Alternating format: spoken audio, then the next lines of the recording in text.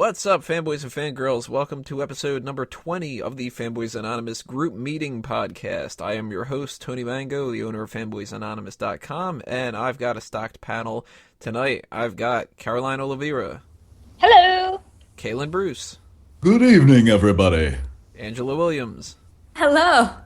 And Sean Walker. Sup. Sup. Sup. Ending on a low note there. I'm Sean Walker. That's my Travis Scott impression. So this meeting has officially been called to order. What we're going to talk about for this edition is going to be a wide variety of different things. It's essentially going to boil down to not safe for work is the centralized theme. Anything in geek culture that has to deal with the stuff that people are ear-muffing and closing their eyes and making protests about and blaming murders on and all that kind of crazy nonsense that people do nowadays.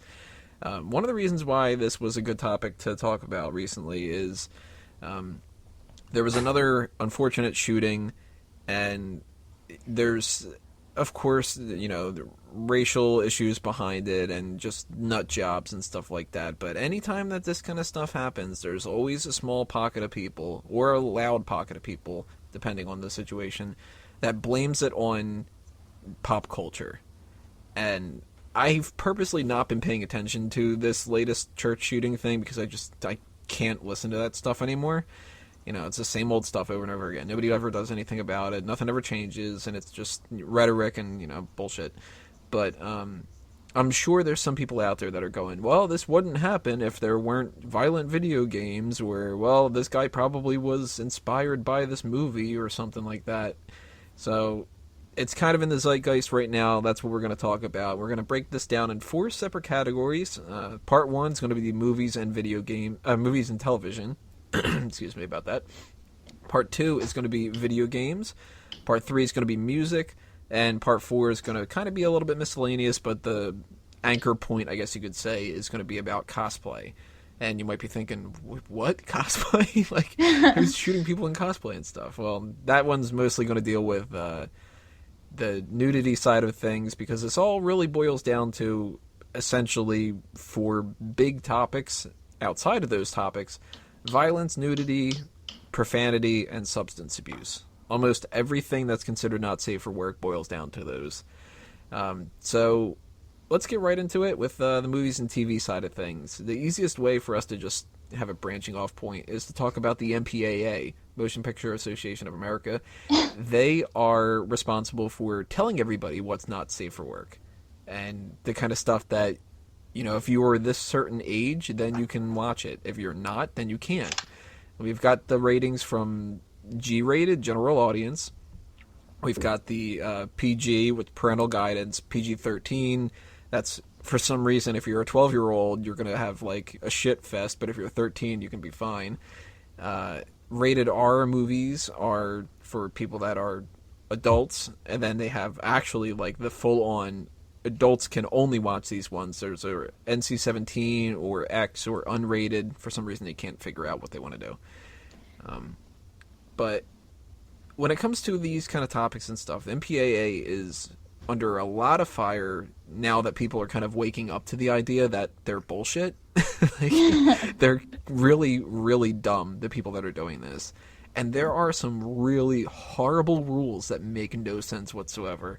This is an odd one to start off with, but I think it's one of the funniest. Why is it that for a PG-13 movie, you're allowed to say fuck one time, but if you say fuck twice, you're going to get rated R. But you can say shit as many times as you want. Like, what is so not safe for work about, well, he said fuck twice. I don't get this.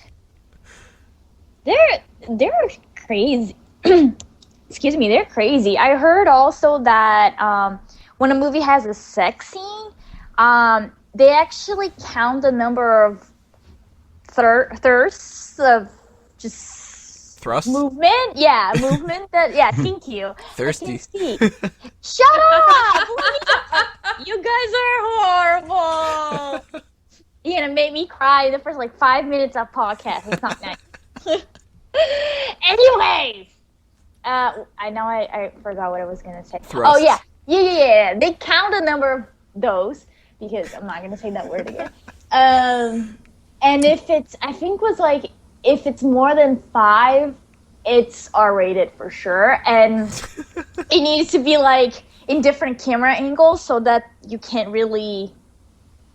It's almost like it doesn't read like a regular sex scene. It's more just like romantic, beautiful, making love, and not anything extra than that. And when I heard that, I just imagined a bunch of like older, like Christian ladies just with their notepads, just like, one. Oh, that's another one. Oh, that's a big one. That counts for 2. Yeah, that's what I was thinking. That there's people who this is actually their job. They're counting. Yeah. Okay, there's their one fuck, and then he started to say it, but that doesn't count. Okay, shit, he said that 3 times, and that's somebody's job. There's probably panels of people that sit there and watch that and keep track of it, and that's just very strange.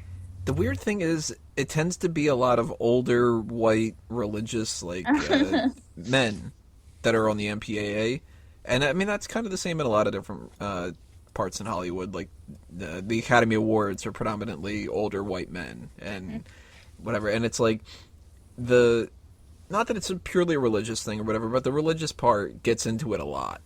Yeah. And the male part for some reason gets into it a lot. Like there's this like totally unwarranted sexism when it comes to a lot of sexual content where like you're able to get away easier with, say, I don't know, like a 20-year-old guy or something like that jerking off in a scene compared to a 20-year-old woman masturbating. That seems to them more offensive, and it's like it's the same thing. I don't understand that at all. And there actually is a separate description now since 2010 that they specify male nudity instead of just nudity. Like, if somebody sees a penis, they're going to be like, oh my god, I expected nudity to be women. Right. Oh. I don't get it at all. Like, what's up with the separate definitions of sexual content and nudity and male nudity and whatever? Like, it boggles my mind. Women are supposed to be respected and not show themselves, and they're not the ones that want sex, and they're not the ones who masturbate. It's guys who do all of that, who want to do all of that all the time. I mean, it just goes into the double standard of sexuality in America on as a whole topic. It's way different, say in Europe, where America still has this really puritanical kind of view on that, where it's okay to show graphic violence. You can show somebody getting their head blown off. You can see, hundreds of thousands of people getting shot. But, God forbid you see a naked breast. Like, right. What reminds me of that when the Janet Jackson Super Bowl thing. Oh, that... People flipped out over that. And it was just a quick second, and she had this little pasty sun thing on it or something. And people were acting like... that's the world it. was going to end. You ruined my children forever. Right. What about LeBron James like showing his junk in a second on TV? Like, I feel like nobody really talked about that. While the Janet Jackson one was just absurd. It's just a boob. Wait, what? What now? What about LeBron? I did not hear the LeBron I didn't thing. hear anything about No, see? So apparently in the last game, he was adjusting his shorts and he accidentally showed his manhood for like a quick second, and some people on the internet who were recording the game, like, put it on the internet in slow motion, so you can definitely see frame by frame and zoomed in and enhanced and shit. Yes, all those great things. But same thing. Like, see, you guys didn't even hear about this. Well, the Janet Jackson thing. I mean, it's just it was just a breast. I mean, maybe it's just because I'm Brazilian and I see like boobs all the time. That is just weird for me, but I don't know. Like, I really don't get the difference between like why sexuality is so frowned upon and violence is okay. Because I mean, I look at like different television shows that are out right now. If you can hear a dog barking in the background, it's mine. I apologize. I hate that one. That wasn't him in the background. I was gonna say, what kind of dog is that? Right now he's upstairs complaining. He's like, "Hey, nudity's bad." Oh, poor baby. But like Janet Jackson has that happen, and suddenly TV becomes under stricter scrutiny. And then you've got a TV show like Hannibal. Now, I love the TV show Hannibal. Hannibal is a great character and stuff like that. But Hannibal is so violent, and it's on at like 9 o'clock at night or something on NBC. They shouldn't be able to show like where kids can just flip through the channels, and it's like people are getting gored through their eyeballs and stuff, and just be like, yeah, that's fine, but don't show a butt. Right? Yeah. The butts will scar them for life. Seeing people get their heads cut off and stuff, yeah, that's fine. Don't you guys have like the watershed hour like we do in the UK, where it's like after 9 o'clock, nudity and violence is allowed? I think it's after 9 or 10 o'clock. I think it's after 10. Like after 9, the rules change, and then after 10, they change. Yeah, I think that's why shows like South Park and other things like that have never come on really earlier than 10 o'clock, at least in the first airing. Because they do have, I don't know the exact laws or the specifics, but they do have different standards for different time frames. Well, South Park is showing over here at like 8:30. Speaking of the different airings and stuff when it comes to South Park, I don't know if it's just like my area, but I assume it's not. South Park used to be on the CW as reruns, and I just like put that on in the background or whatever like that. And I noticed on one episode in particular that they started editing things out, and it was the episode where they were shoving food up their asses and shitting out their mouths. Yeah. They edited out every time that they would shit out of their mouths. And it was fine for them to like shove a taco up their ass. Right. But when they went like that whole like, ugh, and they were like about to do that, it cut to this black screen and it said, "This has been edited for your concern," or something like that. Oh, And it wow. played this, Wow. Weird. it played this weird elevator music. It was like bum, and it would just be a split second for them to do it, just enough to cut out them actually, vomiting out their turd, and you would hear like it would come back to it, and it would be like them going like ugh, at the very end of it, and it was like, what? This is something you have to edit out. Like, you can show where Kenny gets, his eyeballs Dead, plucked yeah. out with rats, but you can't show that. And they edited out when he ate his own vomit. So it's like they got something to do with like this idea of like your mouth, I guess. I don't know, but it's an odd situation where they can have these like weird rules. And another thing that I noticed when I was looking up some information about this, when I went under language and profanity, they've got in quotation marks, "beyond polite conversation." What? What does that mean? Yeah, what is that? I guess that's just like a roundabout way to say cursing. Okay. Like, I can imagine just like, you go to see a movie or something like that, and it's like, why is this PG-13? Well, the conversation's not that polite. The one guy, he calls him like a dick or something. Hey, that's not very nice. PG-13 now or something. Very, very weird. I don't get the idea with profanity in general. I don't see anything wrong with it. No. I don't I see agree. it either. There's certain places where I think it should be limited. You shouldn't be, in 5th grade in school and say, "Excuse me, teacher, I have a fucking question." There's a I'll time admit and a I place kind of for it. have done that in the past. But I think it shouldn't be demonized as much as it is. It's a form of expression. Like you said, it's not something you want to say in certain company. It's not polite.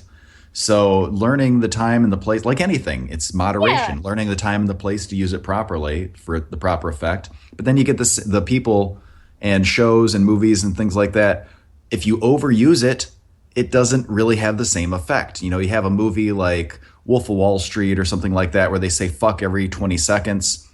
And then you have, say you're watching The Golden Girls and Betty White says, "Oh, that motherfucker, that's going to make more of an impact than all of those other fucks in the movie combined," because you're not expecting it. It's unusual. You remember that one? It was a very special episode of Golden Girls.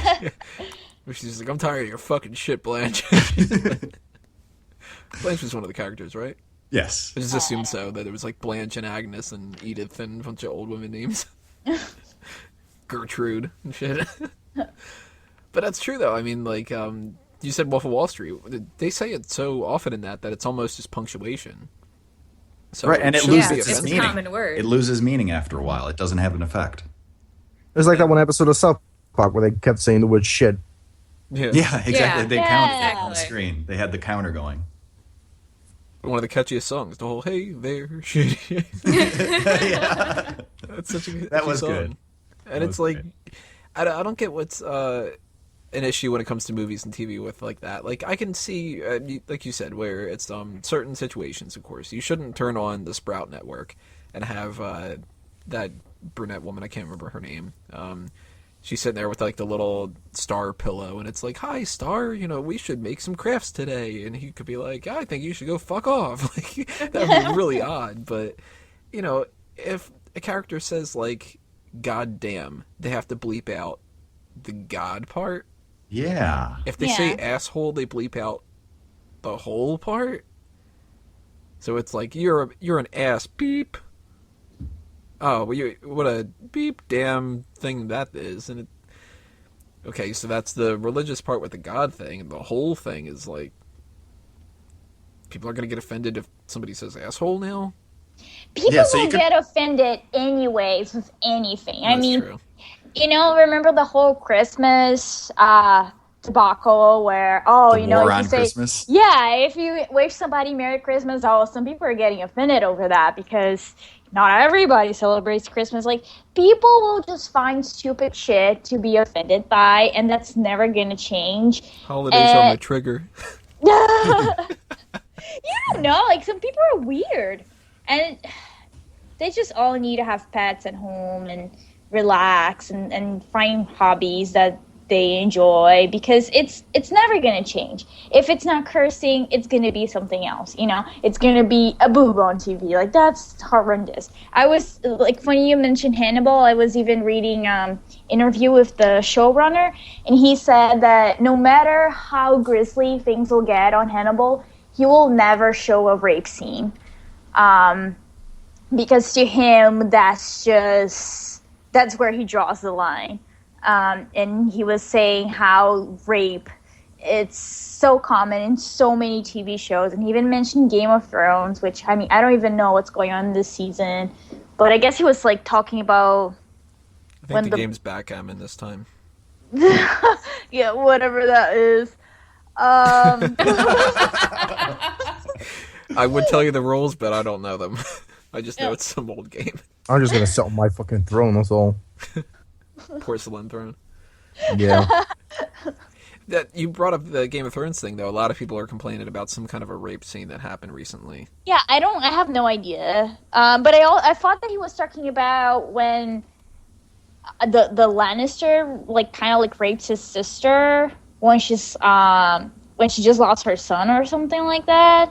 Was the last season? I mean, I don't know. I'm the worst person if you talk about Game of Thrones. Like, I don't know what's going on. I kind of like watched the last 2 seasons and I fell asleep for most of the part. I know there's a midget in it. I know that, yeah, and there's supposed to be dragons who are always coming. No pun intended. I don't think they I could was show waiting dragons for coming. that. It would need to be some other, TVMA if they start showing that. That would People be- should know that show by now. What do you Game mean? of Thrones. Yeah. It's Yeah, full yeah. of sexual intercourse, nudity, violence. So they should have been prepared for a rape scene. Well, before I watching don't it. watch Game of Thrones, but I know it's one of those HBO and Showtime shows where they have a lot of A lot of leeway. Yeah, they have. Well, it seems to me a lot of it is, we were talking before about, people counting the number of boobs or the number of certain curse words in one. What if they came out with one? But I think Game of Thrones, is one of those shows where they have a quota, a minimum. It's like, well, we haven't seen enough boobs in this episode. Yeah. Let's get some. So it seems weird because that's on a premium channel. People expect that. It's like, did you watch Game of Thrones this week? Yeah, there weren't enough boobs. There was only one pair of boobs. It was 14 and a quarter. We're missing some. To be fair, to all the Game of Thrones fans who are listening to this and getting pissed off, I've never seen it, so I'm just going based on what I've I heard. don't think they will be mad at that though, because I think it's pretty accurate. And granted, I fell asleep for most of the show when I watched it, but I remember seeing a lot of boobs, different sizes, like boobs everywhere. And I mean, that's cool, show boobs, but also like have maybe a story to back it up somewhere. I don't like Game of Thrones. I don't care what you guys think. I agree. I think nudity in storytelling is fine as long as it serves the story and it's not there just for the sake of being there. Yeah. Right. Yeah. I mean, there's certain situations where I've watched a movie or a TV show and there's been nudity, and I've been like, you know what? Really, this is completely unnecessary. And actually, Right. there's something that I'm going to bring up about that when we do our For Real Movie Club later on. There's a scene in Terminator Salvation that they cut out a nude scene, and it was just like, okay, well, that makes sense because there's really no point for there to be a nude scene in this at all. It's just kind of like, you know what we could film? Boobs. Boobs. Okay.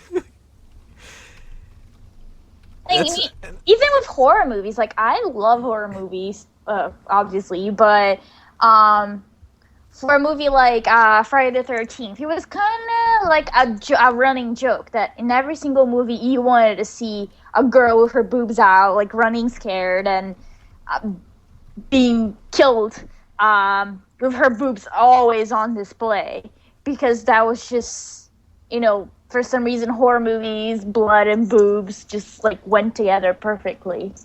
And I mean, granted, in that movie, I think was more of like a funny thing, kind of like a cliche they were going for. But was it really necessary? Not really. I mean, not for me, but I'm sure a lot of teenage boys would disagree. Yeah, that's why they probably did it. Yeah.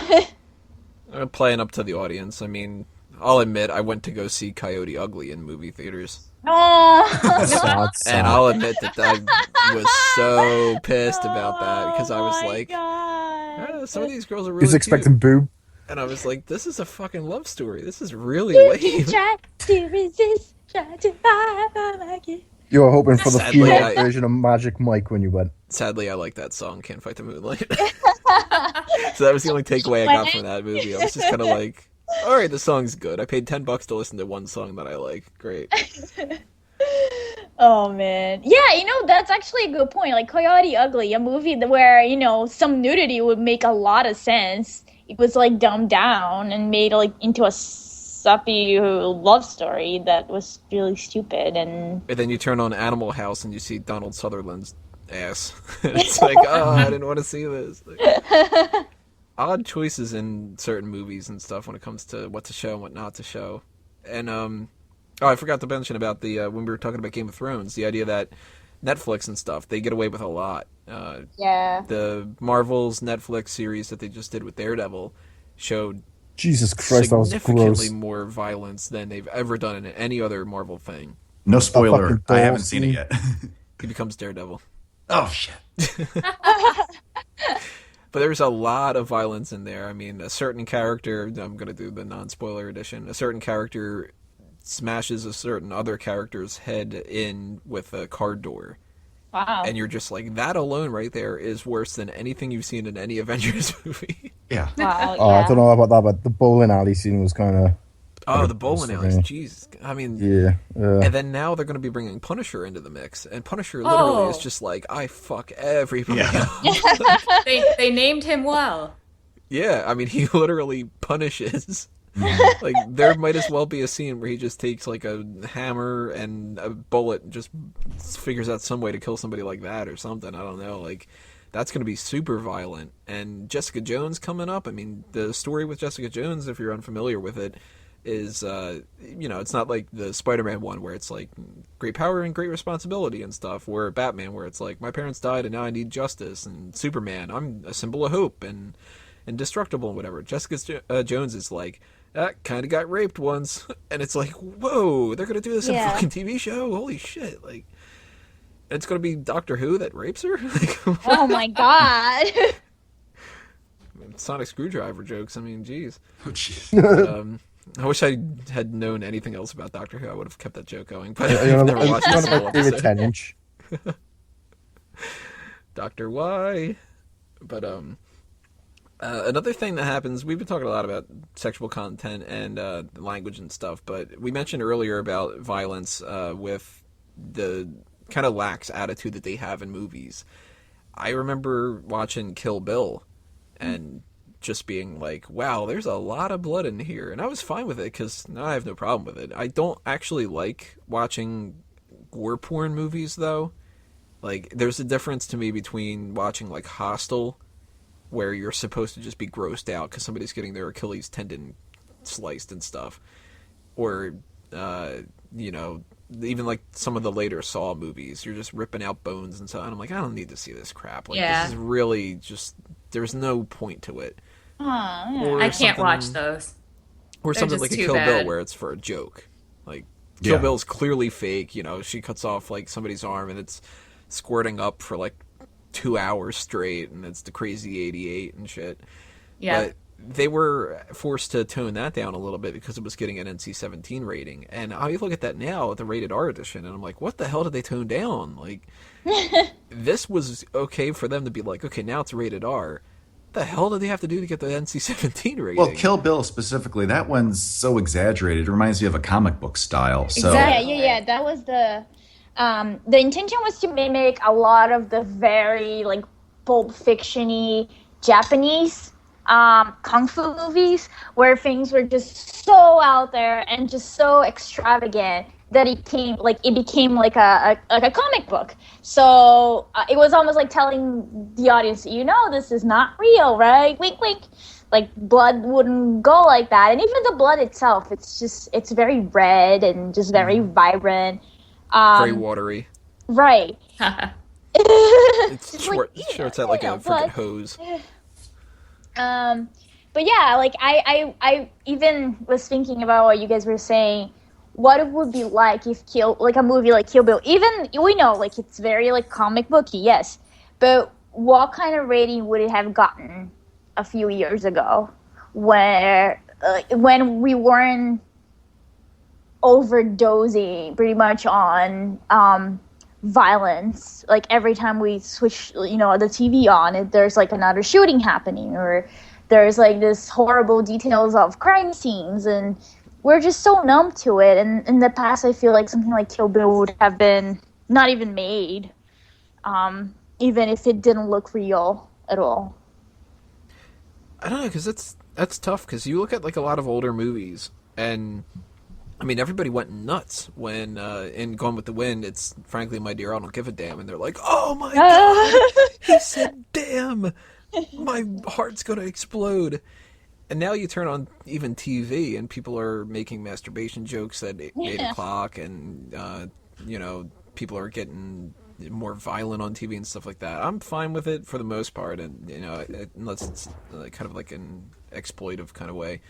But I got to imagine the kind of stuff that like we watch in movies now that passes for PG-13 would definitely be rated R. Yeah. Like PG-13 right now is very much the rated R movies that used to be in the past. But then there's also other ones too. Like if you watch the standard version of RoboCop, that's horrible. Oh yeah. Oh yeah. RoboCop is of fucked up. yesteryear compared to today's RoboCop. Not to guess 2 years. I didn't see the reboot. No, It you was don't alright. I mean, if you're going to watch RoboCop, you're going to watch the old one. But Right. the reboot, as far as reboots go, I liked it. It was But meh. I think that was PG-13, right? The original yeah, RoboCop? No, that. PG-13. No, Oh, the new one. The The new new was one. PG-13, yeah. And people were like, well, that's got to be rated R and stuff like that. And they did a lot of stuff that would have been rated R back in the day. But then you look at the old RoboCop, and his hand's getting blown off, and that one mutated character gets run over by a car and explodes. And, like, okay, that's where you go into the NC-17 kind of thing. Because no kid should be watching this kind of stuff. And why was I watching it as a kid? But, NC-17 things are, like, they never really come out anymore. Like, any movie that is going to potentially get NC-17, they always cut it back enough. And then they release the unrated version on DVD because they want the director's cut and stuff like that. And that's for the people that really want it. You know, if you want to see the full, unedited, whatever edition or whatever, then, okay, well, then you pay the money for it. And, kids aren't going to be able to do that because it's unrated, and you shouldn't be able to sell them that kind of stuff. I think that's a great way to do it. And it's also an incentive for people to want to buy the DVD afterward. Or the Blu-ray, I should say, Blu-ray. But very rarely does like an NC-17 or an X-rated movie actually come out and get released. I think that like the last one must have been like a couple of years ago or something. That was like a mainstream thing. Because independent ones are, they pop up every once in a while, but nobody sees them. I believe it's still correct. The highest grossing NC-17 rated movie of all time. Do you know what it is? Deep I just looked this up the other day, and I can't remember what the hell it was. I believe it's still Showgirls. Yeah. It had, what's her name? Elizabeth Berkley from Saved by the Bell. Yes. I believe that still Never is. heard of it. Yeah, you really don't have, because they don't really use the X rating anymore. They do the NC-17 or the unrated. They kind of did away with the X. But did you know that an X-rated movie actually won the Oscar for Best Picture? Which one? Which one? It was Midnight Cowboy with Robert Redford and Dustin Hoffman. Oh, okay. When that that came was out, it rated was X. X-rated. Yeah, they recut it later and made it an R-rated version. But when it won, it was X-rated. Well, yeah, back then. Yeah, so I just thought that was interesting. So there's a little piece of trivia for you guys. Yeah. And right now, it's all about making money. So, Oh, yeah. of course, they're Oh, going yeah, to they do would never anything they can do to that get anymore. a PG-13 so they can make money selling toys to kids. Well, not just about or that. They just don't rated want to. R. They don't want to be able to. They don't want to alienate any of their audience. Yeah, They're exactly. not going to make as much money, and that's the reason why they go for a hard PG-13 as opposed to an R. They'll cut it back because we want to get those teenagers who are out there and aren't able to get into an R-rated movie legally. We want to get their money too. So let's take out one of the fucks. We'll cut the sex scene down by cut a quarter of the 3 boobs. seconds. Yeah. And so that way we can rebrand it and then make another million or whatever. They're filming the sex scene, and they're like, all right, that's 5 thrusts. That's all you can do. Now, you know what they become?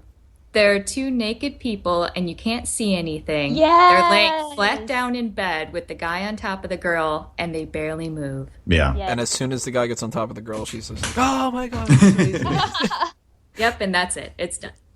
Well, I'm just imagining when we're talking about the toys and merchandise and stuff, with these midnight cowboy Yeah. action figures for the kids. aw, that's- I feel like it's got what do they call it? The little voice thing you pull in the back. Mm-hmm. That little string thing like that. String. It's Yeah. like the action play set. I'm walking Yeah. here. Yeah, exactly. Well, did you guys see that this 3D porn movie debuted at Cannes Film Festival, and everybody was going crazy about it because it was so artistically done, but it was also porn, and they were talking about how this movie will change the industry forever. But of course, it was in America, and I'm trying to figure out where it was it made. But it was the first 3D porn movie ever to play the festival. Now, people were complaining about motion sickness for Cloverfield.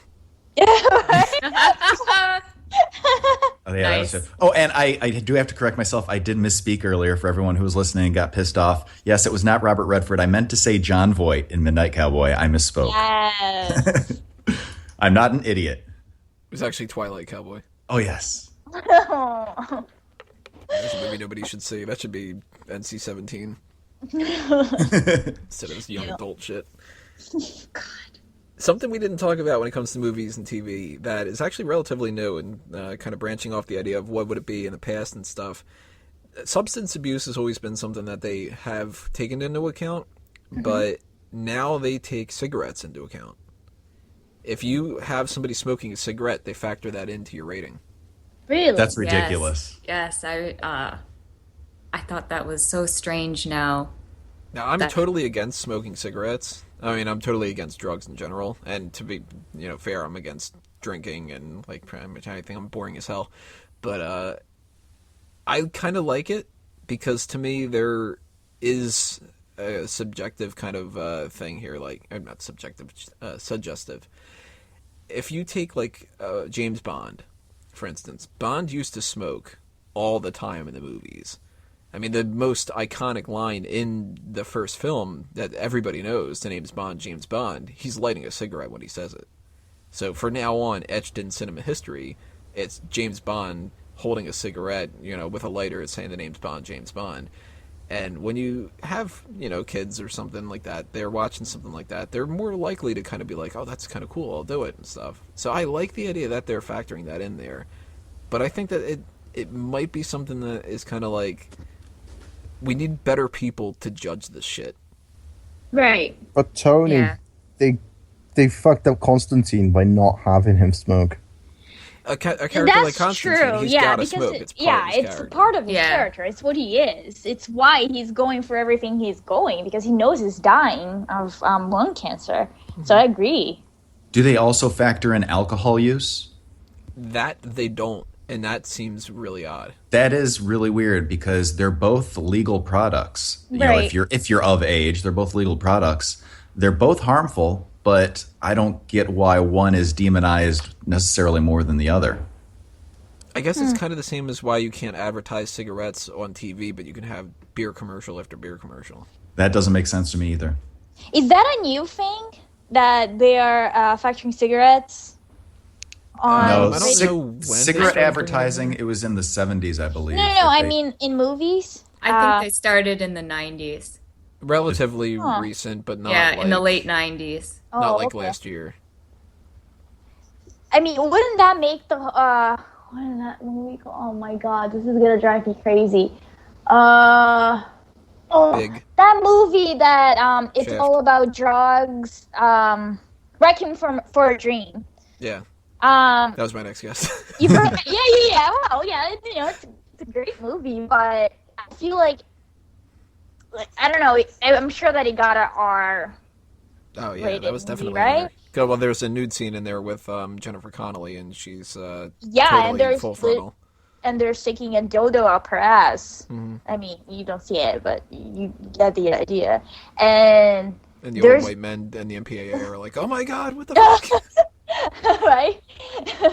And there's somebody losing his arm for gangrene and a lot of drug use. I wonder how hard they fought to get the R rated. If the MPAA wasn't like, oh, this movie is definitely C-17 or higher because it's just so out there. And that movie, like, I don't get scared. Like, I watch horror movies all the time, but that movie messed me up bad when I watched it.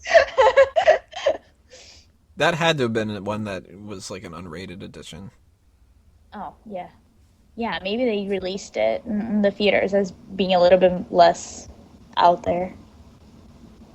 It's kind of like good though. I think that they do that. But at the same time, like a movie like Requiem for a Dream, it's rough to watch, but it shows you the downside to it. So it's good for kids to watch it because they could see that. I mean, that's not going to convince them. Like, how many people have gone through like the DARE program in school or something, and it's just pointless. Everybody's watched the footage of car crashes after prom, and it's like, don't drink and drive. And then people are like, okay, well, that looks really sad. You guys gonna get drunk? Yeah, like, people do this kind of shit no matter what. But sometimes if you show somebody really graphic things like that, it might be able to get through. And it's better for a kid to watch something like that and see that they don't want that to be something in their life than for them to be sheltered. Well, I know we're talking more about movies and TV right now, but as far as cigarettes goes, that reminds me the warning labels on packs of cigarettes. They've changed those over the years. And in fact, here in America, they're not as graphic as they are in other countries. In other countries, they have like actually pictures of diseased lungs on the pack. Huh.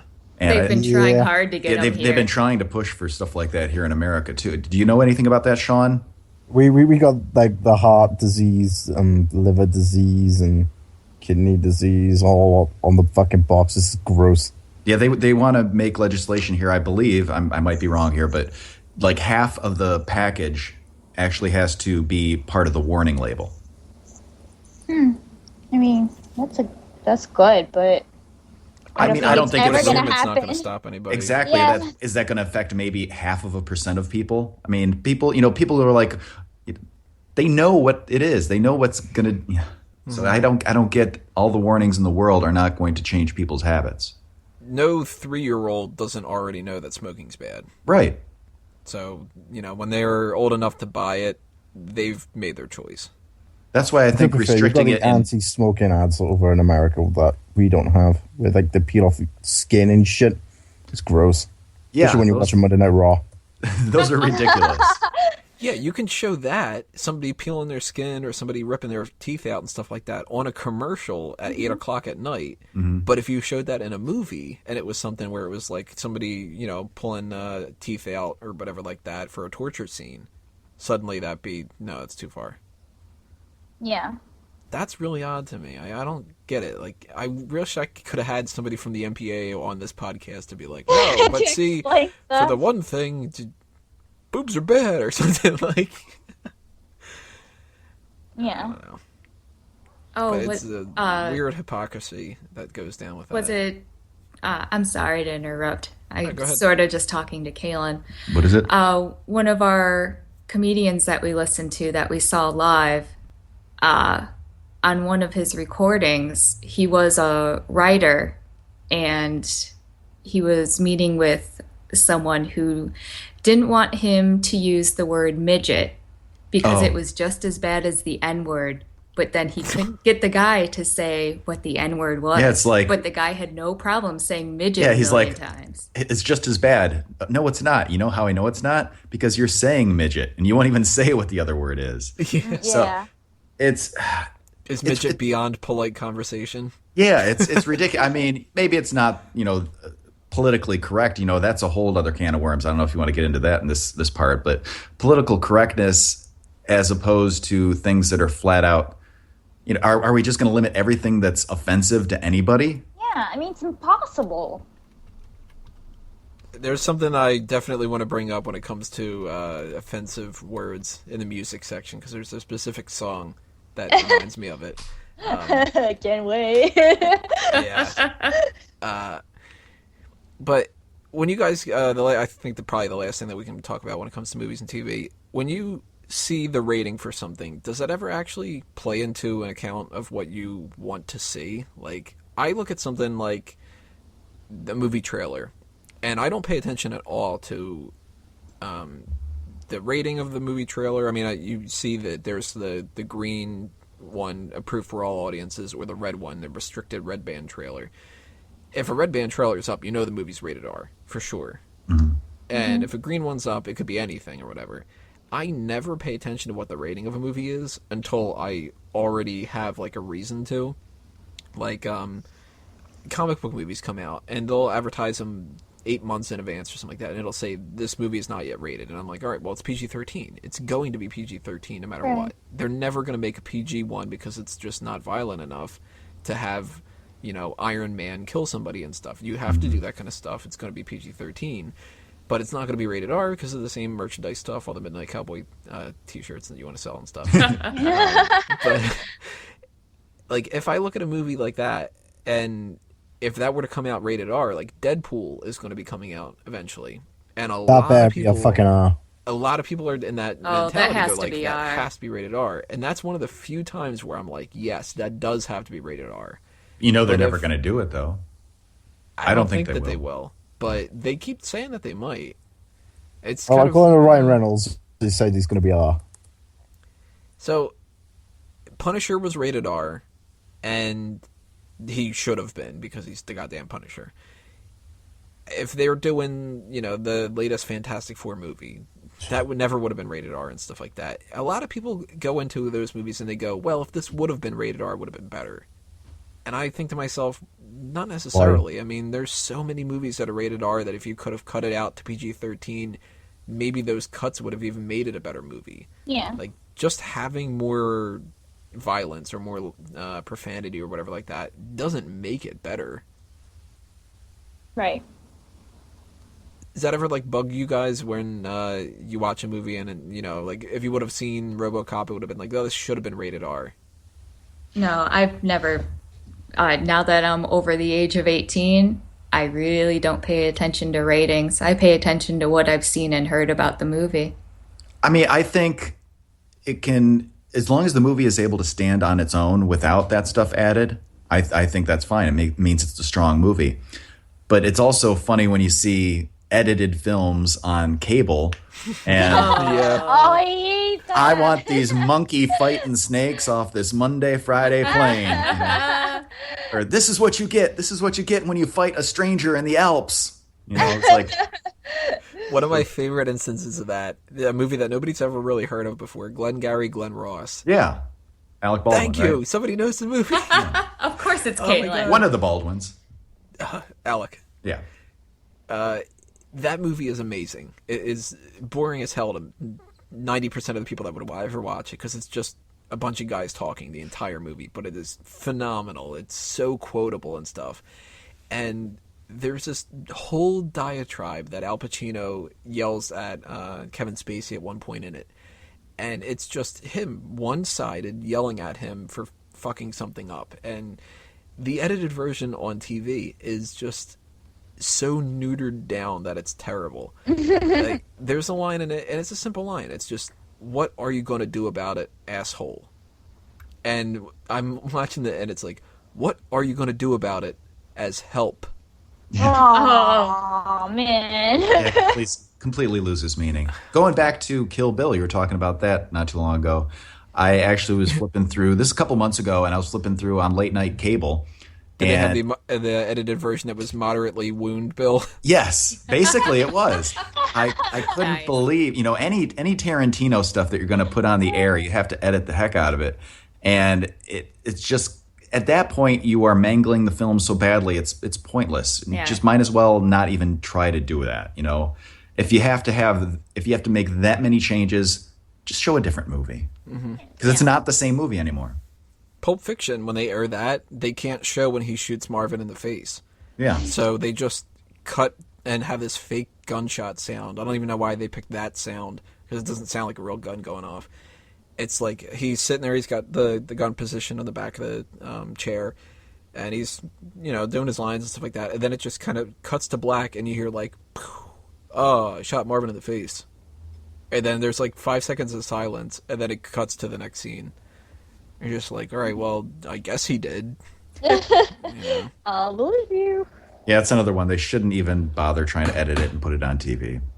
Thankfully, I've never sat through Reservoir Dogs edited on TV. Okay. Oh, I've I don't never think I seen could it do on that. TV.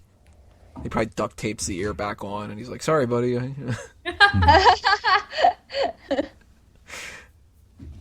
Even the opening scene explaining Like a Virgin, it's probably like, Yeah. let me tell you what Like a Virgin's about. It's a really good song that's very catchy. The end. Why do I have to be Mr. Pink? Because you're a wuss. Yeah. Because you're the last person to pick names. Oh man. Edited on TV is one of the worst things you could ever do. Even if they don't edit out profanity and stuff like that, I will refuse to watch a movie for the first time on TV. Never, ever, ever, ever, ever. Just cutting out good jokes and stuff in general too. Like the Robin Hood Men in Tights edited version on TV is just, they're missing a couple really solid jokes in that one. Oh, definitely. But as far as dude. movies and TV shows go, any other topics you guys want to bring up before we move on? Yeah, 4 kids. What the fuck? 4 kids. Yeah, they edited them a shit ton of Yu-Gi-Oh shit and Pokemon shit. Yeah. before Oh, airing on yeah. That's TV. right. The stuff that they I originally always broadcast in wanted to Japan. know what the original ones are like. Yeah. Well, there's the Porygon one that caused a bunch of Oh seizures. yeah. There was That I they get. edited rice cakes or rice balls and changed it to sandwiches and donuts. Yeah, the In jelly Pokemon, donuts. that was fucking Doesn't make any stupid. sense. Well, that's not And safe then- for work. And in Yu-Gi-Oh, they would edit out guns and put finger pointing instead of guns. Oh, actually, shit, that does bring up a topic that we need to talk about. We can't bring it up in the other parts. E.T. Yeah. Oh, when they yeah. changed the rifles to walkie-talkies. Walkie-talkies. That was so stupid. And another, Thankfully, yeah, South Park did a great send-up of that, where it was like, Yes. the Ewoks have been changed to very hairy creatures. Yeah. Yeah, that South Park was a great one where I like how they did that. Also, another thing that they changed in the ET was when they're getting ready in their Halloween costumes, and instead of saying original one, he said, I think it was the mom said, "You look like a terrorist." But in these days, you can't say that anymore. So No. you look like a hippie. They changed it to, Oh man. Because they look similar. I guess. Well, those were the terrorists back then. Yeah. Yeah, That those makes terrorist sense. hippies. I mean, it didn't. The word didn't flowers hold the all over same the place. weight back Yeah, then. So. I don't know. I don't get the idea behind that. It's like, well, they're the government. Yeah. They use guns. Yes. especially in those do more cases. damage. Yeah, if they actually did use walkie-talkies, we wouldn't be hearing about all these different shootings that keep happening with the cops. It'd be like everybody's rioting in Ferguson because there was a walkie-talkie beatdown. Sure. No, you seen the size of those old school walkie-talkies? Jesus Yeah, Christ, you you could could face definitely someone's hurt head in with somebody. that. Bludgeoning someone to death. And the news would jump all over it because the news is the most sensational thing ever, where you just, if you want to watch something that has to deal with, a fire or a shooting or anything that's not safe for work, just turn on the news. And it's, here's footage of some blood stain on the ground where somebody got stabbed, or, you turn on the news now and it either jumps out and goes like, this is the thing in your household that will kill you tomorrow. Find out at 5. Yeah, or like, welcome to the 6 o'clock news. Rape, or like, it's just horrible. It's the worst thing on television. You can have like an easier time watching Hannibal than you can watching the news now. That's very Well, there's always going to be someone very nice before they show anything. Okay, we're sorry, viewers, but you may be a little upset by the footage we're going to show you. Then as soon as they get done that, hunker down because the weather's gonna fuck you over too. Yeah. Milk. It now contains AIDS. Oh, God. The worst things possible in the news. Oh, man. I think that's it for the movie and TV discussion, though. Leave your comments below, listeners. Tell us what you think about these kind of things. Is that a good system that we have for the MPAA? Is it something that factors into your movie viewing habits? Are you the type of person that, you had no problem taking your kids to go see Passion of the Christ, even though he gets whipped and he's bloody all over the place because it's a religious thing, but you won't take him to go see, I don't know, Cars because they might make like a gay joke or something? What's your position on that kind of stuff when it comes to movies and TV shows? And if you were offended by Janet Jackson and you weren't offended by, who was it, LeBron? LeBron, yes. Yeah. Then explain what the hell the difference is. Leave those comments below, though, and we are going to continue on here in part 2. We're going to talk about violent video games and different things about that kind of side of geek culture. If you are on YouTube, then you can just click on that next video. If you're on iTunes or Stitcher, then all you got to do is wait a couple seconds, and we will be right back. Welcome back to episode 20. We talked about movies and TV, and of course, right after we got done recording this, we thought of like 20 more topics that we could have talked about. The ideas of people not being able to say pregnant on TV back in the day, no husbands and wives being able to share the same bed, lots of stuff like that. But we already talked for an hour or whatever about movies and TV. It's time to move on to the other topics. Video games is one of the big ones that promoted this whole idea, because it's like the devil to some people. And I have seen so many different charts and graphs and studies and whatever. Everybody always comes to the same conclusion, that violent video games do not create violent people. They just either take somebody who is already violent and they give them an outlet that they don't do anything, or they just go along with what the people were going to do anyway. Like, pretty much, if you are going to be a violent person, you're going to be. And there's, like, the issues with mostly Grand Theft Auto this comes down to. A lot of people just point to that as, like, kids are playing Grand Theft Auto, and that means they're going to all grow up to be murderers. Not true. I played Grand Theft Auto Vice City when I was a teenager. I have been in one fight in my entire life, and it was before I got Grand Theft Auto, and I didn't start the fight. But that's What was not the the fight video about? game that started it. There's so many different video games that, like, video games in general, like, they are all either, like, puzzle or somewhat violent. Even when it boils down to Super Mario Brothers. For some reason, you're killing these fucking mushrooms, and, you're shooting fireballs at plants and stuff like that. Like, They're so cute. yeah, all they're doing is walking from one side of the screen to the other, and you're like, yo, fucker, let me stomp on your head. If that is something that convinces kids to do that or whatever, if it was like, it boiled down to that, then I can understand it. Like, I can honestly say I've never tried shrooms in my life. Yeah, I've never shot fireballs either. I've I've never thrown banana peels out of my car window. I've never turned into a raccoon and flew Aw. yet. Then you haven't lived. You haven't lived. But you know, if video games really dictated how people ended up turning out and stuff like that, we would see more correlations between that. If you played Tetris, you would be really good at doing puzzles and stacking shit. You'd be like the best person that would ever work at a warehouse. And if you were somebody playing Grand Theft Auto, then you would walk around killing people all the time. And the people that shoot other people are deranged. They're psychologically damaged in some way. They've got bullied or whatever that they felt the reason to lash out, or they're just like a bunch of bigots and they attacked other people and stuff. It's not because they played a game where they can steal cars and shoot people. I agree. I think people who are mentally balanced and stable have no problem with that because they know the difference between reality and fantasy. Mm-hmm. Whether or not people who are already predisposed to being homicidal maniacs, whether or not it encourages them to, like, hey, this is fun, I want to do this in real life. I don't think anyone who is a normal thinking person is going to be convinced by no matter how fun a video game is, that is how they should actually live their real life. Normal people are able to determine between reality and fantasy, whereas somebody who that might affect, they're probably a nut job anyway. Mm-hmm. So if it's not the video game that's going to set them off, it's the heavy metal music, or it's the movies, or any number of things. I think violent video games is just a scapegoat for a lot of this stuff. Yeah.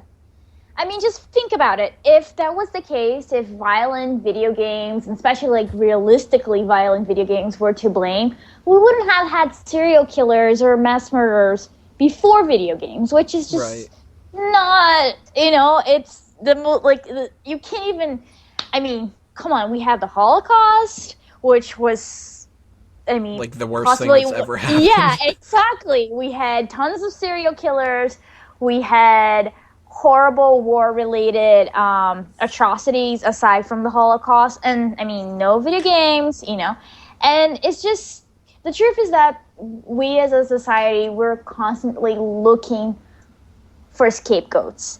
And it's just easy to blame, like, Marley Manson or Grand Theft Auto for people doing stupid things. And just like with anything that boils out to choices and acting up in a certain way, it's always part biological. You're born in a certain way, your brain is a certain way, and also your surroundings. You can't just blame video games. I mean, there are still very violent people who may never had a chance to play, violent video games, but are still out there doing things. So it's just... Like, if we could go back in time and find out that Jack the Ripper was really good at Pong, and that's what the whole thing was, then I'll buy it. No, actually, ping pong. It was the board game ping pong he was playing with a paddle and everything, and it drove him to create all those crimes. And he was like, if this was on a video screen, it would drive me nuts. I think I'm going to stab people and shit. I mean, the other day I had, or actually it's been a couple weeks ago now, but we had this podcast kind of planned in the future, so I read that note a while ago. But I have 2 nieces and a nephew, and the oldest one is 8, and that's my niece. My nephew is 5, and my youngest niece is 3, so, like, she doesn't do that kind of stuff, or whatever. But I had an old friend of mine that doesn't live in the area anymore. He came here, he was visiting, he's from this area, so we were just doing a bunch of stuff that we used to do, like back in, high school, middle school and stuff. So one of the topics came up of like, yo, you want to play some of the old video games? We've got, GoldenEye, we used to love playing that game and stuff, so I was like, all right, I'll set it all up. We were playing Grand Theft Auto Vice City. Now, when they came over, my nieces and nephew, immediately they saw that we were playing a video game, and I don't play video games often, so they were just like, Uncle Tony's playing a video game? Holy shit, I want to play. And my nephew immediately latched on the idea of, this game looks fucking great. And we were just like, all right, you can play a little bit and whatever like that. And the first thing he did, he has no idea what the game is, but literally the first thing he did, he goes, "Can I take one of these cars?" And we go, "Yeah, you can take it. You just go up to it and press triangle or whatever the button was." And he does that, and he gets in the car and he goes, "I'm going to run these people over." And he thought it was the funnest thing in the world. And eventually it almost became like, not like an argument, but it was like my niece wanted to play, and he was just kind of like, "I'm not done playing yet. I want to run these people over. I don't want to like shoot this guy or whatever." And she played it for a little bit, whatever. My sister was like, "What are you guys playing?" I was like, "Oh, they're playing Grand Theft Auto." And she was like, "Oh, thanks, Tone," like that kind of a thing, whatever. But it's not an issue. Now, my nephew, he's been over here since then, and he's just kind of like, "Your game was awesome," and I'm like, "Yeah, it is a fun game," and stuff like that. But not once, and I've asked him about this, not once has he said anything of like, "I want to do that in real life." He hasn't done anything to his nieces, to his sisters. He hasn't done anything like hurt any animals, nothing. So he played for a half an hour or something like that, where he's literally running around, shooting people, running people over, blowing up cars, and he has not done a single thing violent since then. If he was so suggestible and in an environment where he's playing a video game and that would like warp his brain and now he's going to become a serial killer, he would have, I don't know, like hit one of his sisters or something. Yeah, you've seen something happening. Yeah. I mean, it comes down to, I think all these topics, all the topics we're going to talk about today is moderation and also being able to understand. It's the parent's responsibility to make sure as long as if the kid's going to be partaking in whatever, that they understand what it is. Understand that the video game is not reality. This is a game. This is fantasy, that you cannot do this in real life because of these reasons. This movie, if these people are doing these things, this is not real life. So I think it's, as long as the parents are responsible in how the children access the stuff, I don't think it's necessarily detrimental. So you're saying I can't perform any fatalities in real life? No. Probably well, not. You can try. Yeah, if you could figure out a way to freeze somebody and then uppercut them afterward, like Sub-Zero, then post it on YouTube, man. You'll get a lot of hits. Yeah. Oh, I would need a lot of nitrous oxide and a fist of steel. You're bringing up Mortal Kombat, and I think, wasn't that the one that basically set up the ESRB? Basically, I think it was, yeah. Yes. The first Mortal Kombat, they were like, "Oh, this is incredibly violent. We need to," basically, like the MPAA is for movies, they set up the ESRB in the early 90s, I believe. Sure as hell wasn't Pac-Man. Yeah. So that's the one of the ghost, reasons. it's And I think it's good. I think it's good that they set that up instead of just saying, "Oh, you can't have anything with excessive violence. We can't make it at all." Mm-hmm. Go ahead, rate it. Because people who are over 18 should be able to have access to that. I really think everything got started because there were some wealthy, powerful parents who didn't care what their children were getting, and they just bought these video games, walked in, saw what they were. "Oh, how dare my child play this? I can't believe what this is." And then wanted to get it banned or... they blame the game for existing instead of them having to be a parent. Exactly, yeah. Yep. That's how it all started. And it was Al Gore's wife, Tipper Gore. She was one of the leaders in that movement as far as... a powerful parent. Yeah. Mm-hmm. And you take, like, the parents that are like that, and, I kind of would assume a lot of them probably, especially if they're older, they probably just view video games in general as something bad. Wasn't that part of the South Park movie? The movie about video Blame games? Canada. She Oh yeah, just blame anything as long as the blame doesn't get put on us. The song, or else somebody will end up blaming us. Yeah.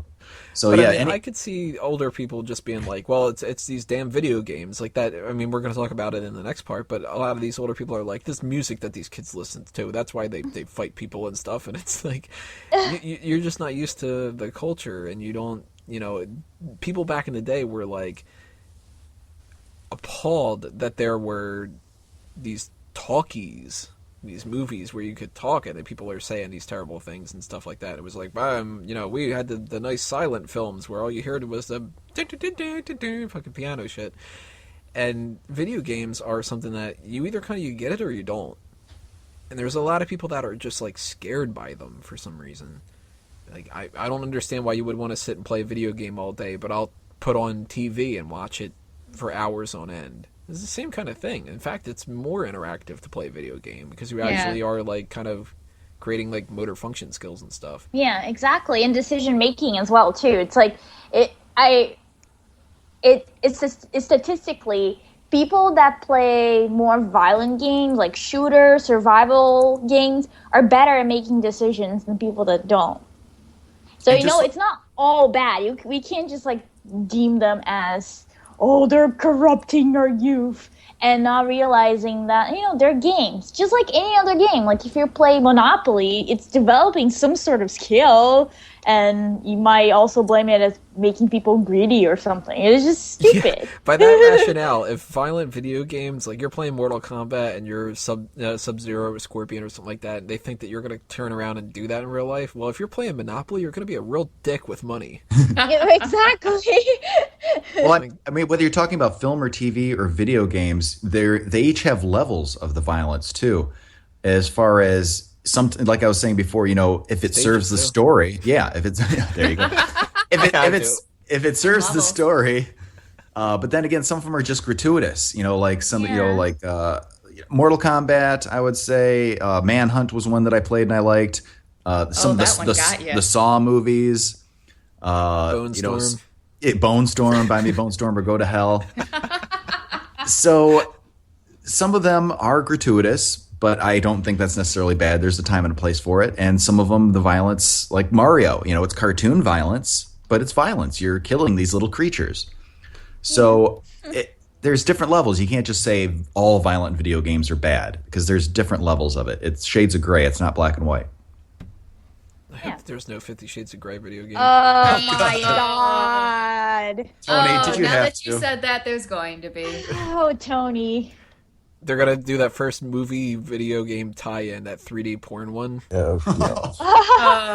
And you're just going to have to keep mashing the X button over and over again. But if you go over too many thrusts, then it ends up being a problem. Speaking of thrusting, though, that reminds me, talking about Grand Theft Auto. You remember in San Andreas, there was the hot coffee mod? Mm-hmm.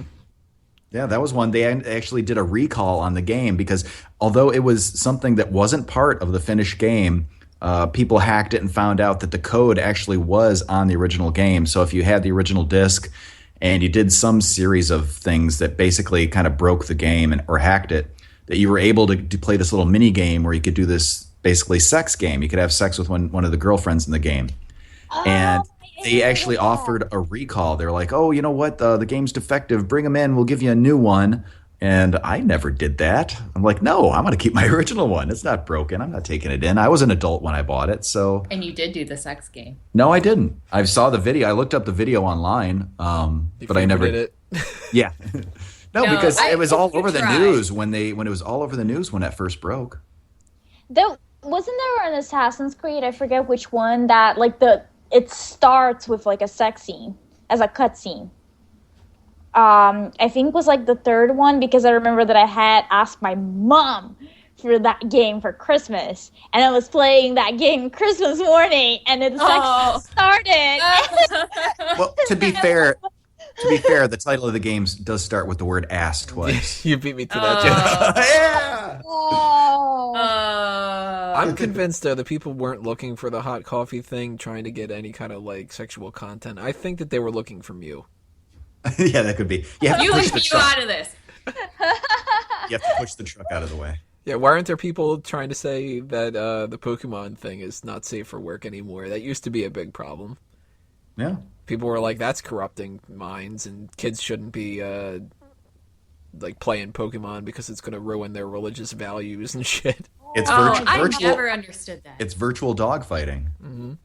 Wasn't it about the evolution as well? Yeah, that was a big problem. Like not Christian. These kids are going to play a game where, your Charmander evolves into a Charmeleon, and suddenly you're going to denounce God.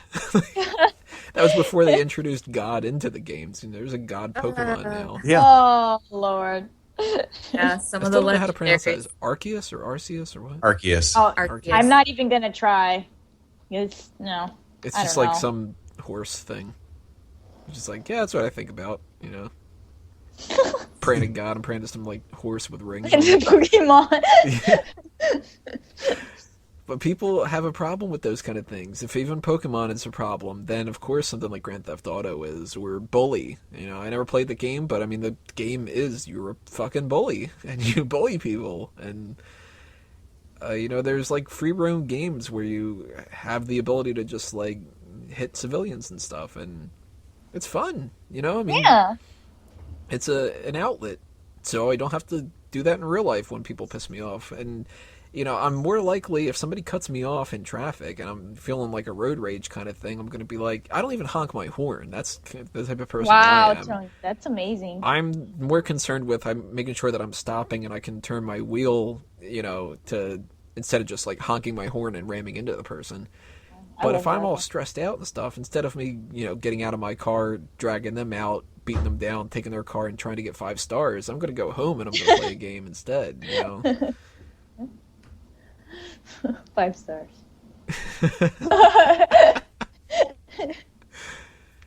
That's an issue, though, that I think a lot of people overlook, and it applies to, some other video games, too, and stuff. And Sean, you brought up before we were recording here, Hatred, I think you said was his name? What? The game Hatred? The game? The game Hatred, yeah, what about it? Like, what's the basis for that one? Is it the basis, the story for Hatred? You're just this guy who's blocked off from society, and basically the object of the game is just to kill as many pedestrians as possible before you get killed by the police. That is the object of the game. Now, you've played that game. Have you ever attempted I to think I played that game. I think that game is kind of sick, to be honest. Just the presence, When did it come out? Was it like It's 2015 June. Oh, okay. I think. Oh, like this month? It was recent. Yeah. And it originally took it off Steam, but then Gabe Newell's like the owner of Steam was like, "No, we can't take it off. Well, they'll check it back on." Yeah, it's first of June 2015 it was released, and it's the third game to ever get an AO rating. Adults only. Mm-hmm. Well, this is going back a few years, but you guys remember the shitstorm that was going down when Doom were first popular, the very first Doom game? I wasn't really privy to it, but I remember when I first played Doom, and it scared the shit out of me. Yeah, it was like one of the first mainstream, really big, popular first-person shooters that was super violent on the computer. And, I played it. I was a teenager. It was fun as hell. But that was another one. That was around the same time as Mortal Kombat, I believe. And that was one of the ones that pushed them to establish the ratings board, which I think is a good idea, like I said before. Mm-hmm. Because it's good to be able to have it where parents know that that's what it is, and then they can either approve or deny. Exactly. The more informed people are, the better decisions they're going to make generally. So I think that's great, and same thing with movies, put why it's rated M for mature. Is it because of violence? Is it because of nudity? What, So I think the more informed people are, the better decisions they're going to be able to make. So I'm in favor of them rating them in that way. When it comes to, we're mostly talking violence here, but we threw a little like sexual content in with the hot coffee thing. But I mean, a lot of video games don't really have that, and there's not many video games that are. Unless if you discount the very provocative outfits that they choose for female characters, like Mortal Kombat is just. Like they Tomb barely Raider. have clothes. Yeah, and Tomb Raider as well.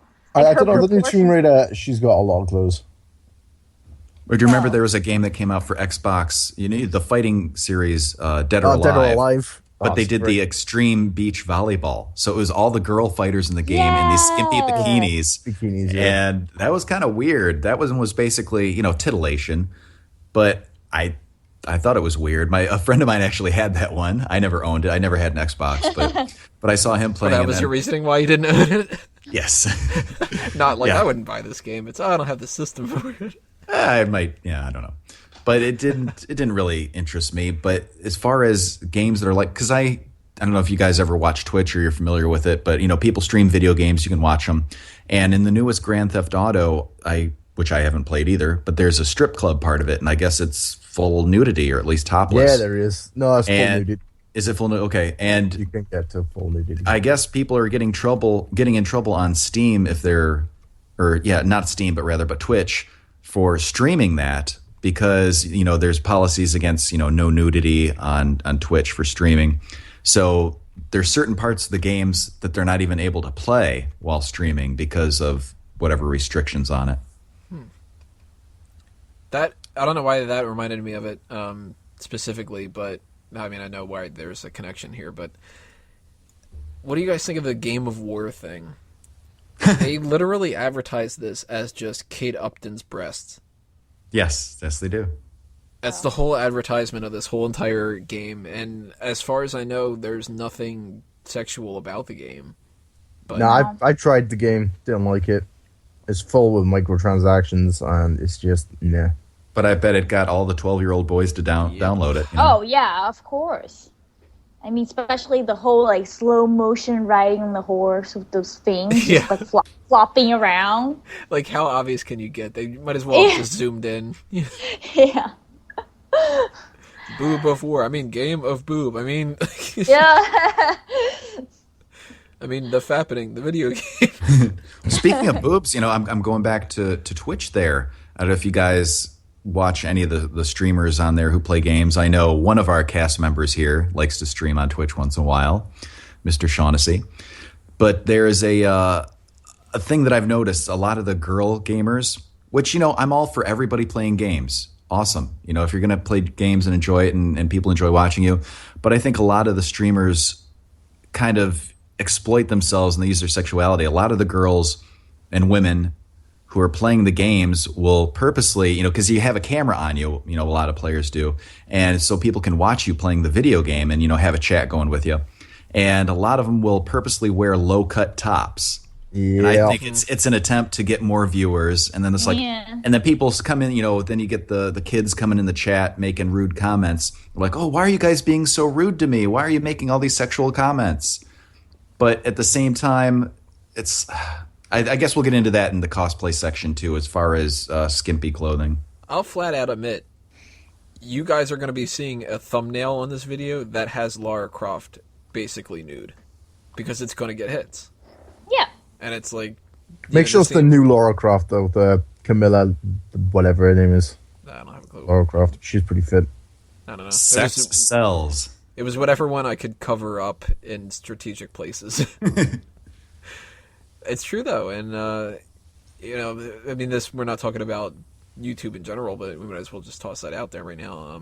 Even just YouTube itself, the people doing, like, videos that are, like, standard vlogs, and, oh, I'm going to talk today about how I picked up Chick-fil-A, and the thumbnail is just cleavage, and it's like, oh, come on, like, yeah, I'm a fan of it, but I'm not going to watch the video for that reason, and you shouldn't be doing it that far where it's blatantly obvious.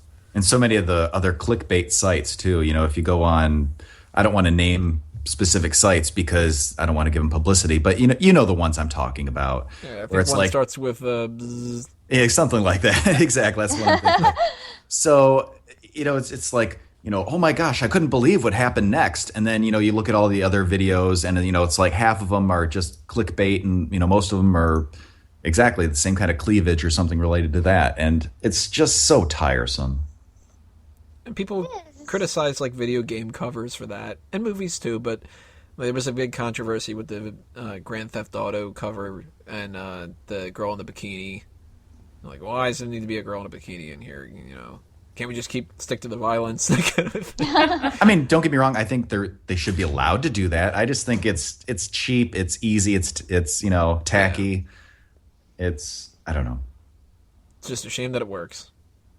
Oh, it sure does. And it's a shame that I can't take advantage of it. If there was like a male version of that, you better be sure that I'd whore myself out if I could get some extra hits.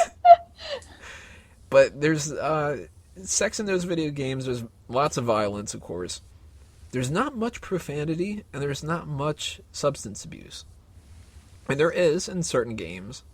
And I'm blanking on the name of it right now, but it was some game in like Super Nintendo or something that had profanity in it, and people were like astounded. You know about Street Fighter? No, it wasn't that. Did they curse in Street Fighter? It sounds like it. You know, when Ryu is doing the Hadokens, me and my brother always thought he was saying, "Oh my shit," you know. I know in the game for N64, there was one called Conker's Bad Fur Day. That's what I'm thinking of. Was that and that had some language in it, and it was a very cute, cute little animals, and they had some filthy mouths. Some of them. Like, what do they say in the game? I never played it. It's been a long time. Are they actually like dropping F-bombs and stuff? I don't know if they said the F-bomb. I believe they said shit, and I can look it up here. There's a lot of with the wind and saying "damn." Yeah, they say "damn." They're like, what the heck? It's like throwing at my kids. Now I really wish there was a version of Street Fighter where they were cursing. Like the M and M Bison stand for motherfucker or something. It'll be so cool. Somebody looks at Guile and they're like, what the fuck is up with your head, dude? Sonic cunt. I just I found a quick wiki about Conker's Bad Fur Day. The game has a lot of strong language in it, but only censors a few words, with the subtitles of the speech containing the word being flashing red symbols like skulls, spirals, and lightning. More words are censored in the Xbox remake, most notably shit. So shit was in the original, but not in the Xbox remake, I guess. Mm-hmm. As far as I know, I can't think of any games other than Grand Theft Auto and stuff that involves some kind of like drug use. On Fable, you can get drunk, but I mean, it's done like it's like a cheesy nothing bad really happens. You just stumble around. Saints Row, you can do drugs in. God knows what the hell's happening the before and after with Dr. Mario. Yeah. You know what is funny though? On Resident Evil, I think on the last ones, isn't the like your health, like stuff you can get to make your health better, like little plants. Like for the longest time, I thought they were like weed, and I was so confused. Like, why would they put weed in this game and then have it like make your health full again? But it's just herbs. Maybe that's a way to get around the terrible plot, and it turns out that the whole thing's just a bad acid trip. It's cool. I like that game. Don't shit on it. It's good. One thing that I like is, and I thought they did it in a really clever way too, is in some of the Metal Gear Solid games, you play a Snake, and you can have cigarettes in the game. And when you use the cigarettes, it does two things. First of all, when you're using a sniper rifle, it steadies your aim. If you're smoking, it kind of calms you down and steadies your aim so you can snipe better. But at the same time, it decreases your health while you use it. Oh, that's kind of cool. So they show the bad side of it too, I guess. I just thought that was kind of clever how they use that mechanic in the game. With a game that's all stealth, they should have it where he's like smoking and then you're creeping around a corner and then he goes...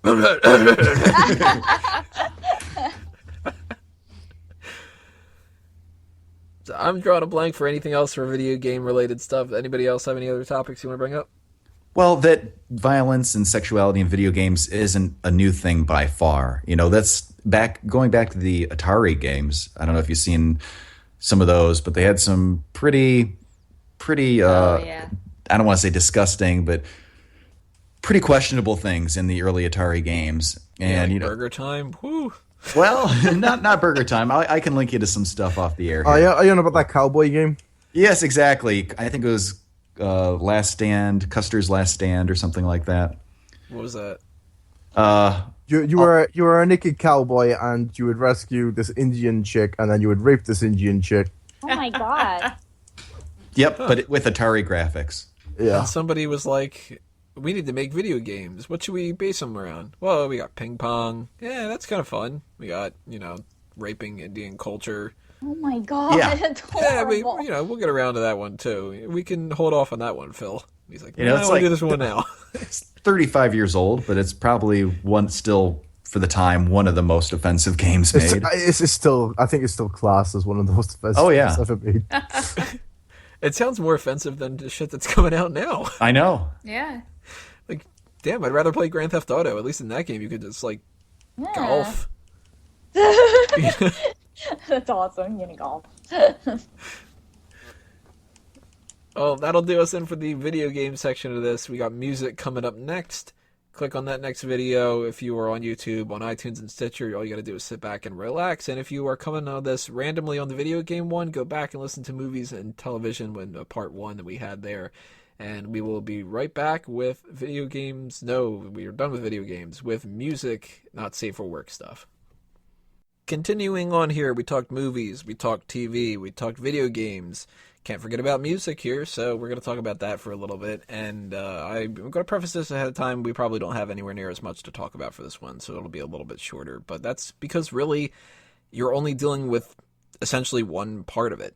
And music videos are part of it, but I mean, that kind of plays into TV a little bit. But it's mostly just the audio stuff, and there's not much you can do. You can edit it, or you can't. Or, different parts that you could say, you can say, you can't say, what you used to be able to, I mean, you look back in what music used to be, and it was all like, I know this sweet gal, and we're gonna, go steady. And then now there's like, I don't even know what the hell the lyrics are now, but there's just, I was listening to the song Birthday Sex earlier, and it's just, that's an older song. It's not even a new one.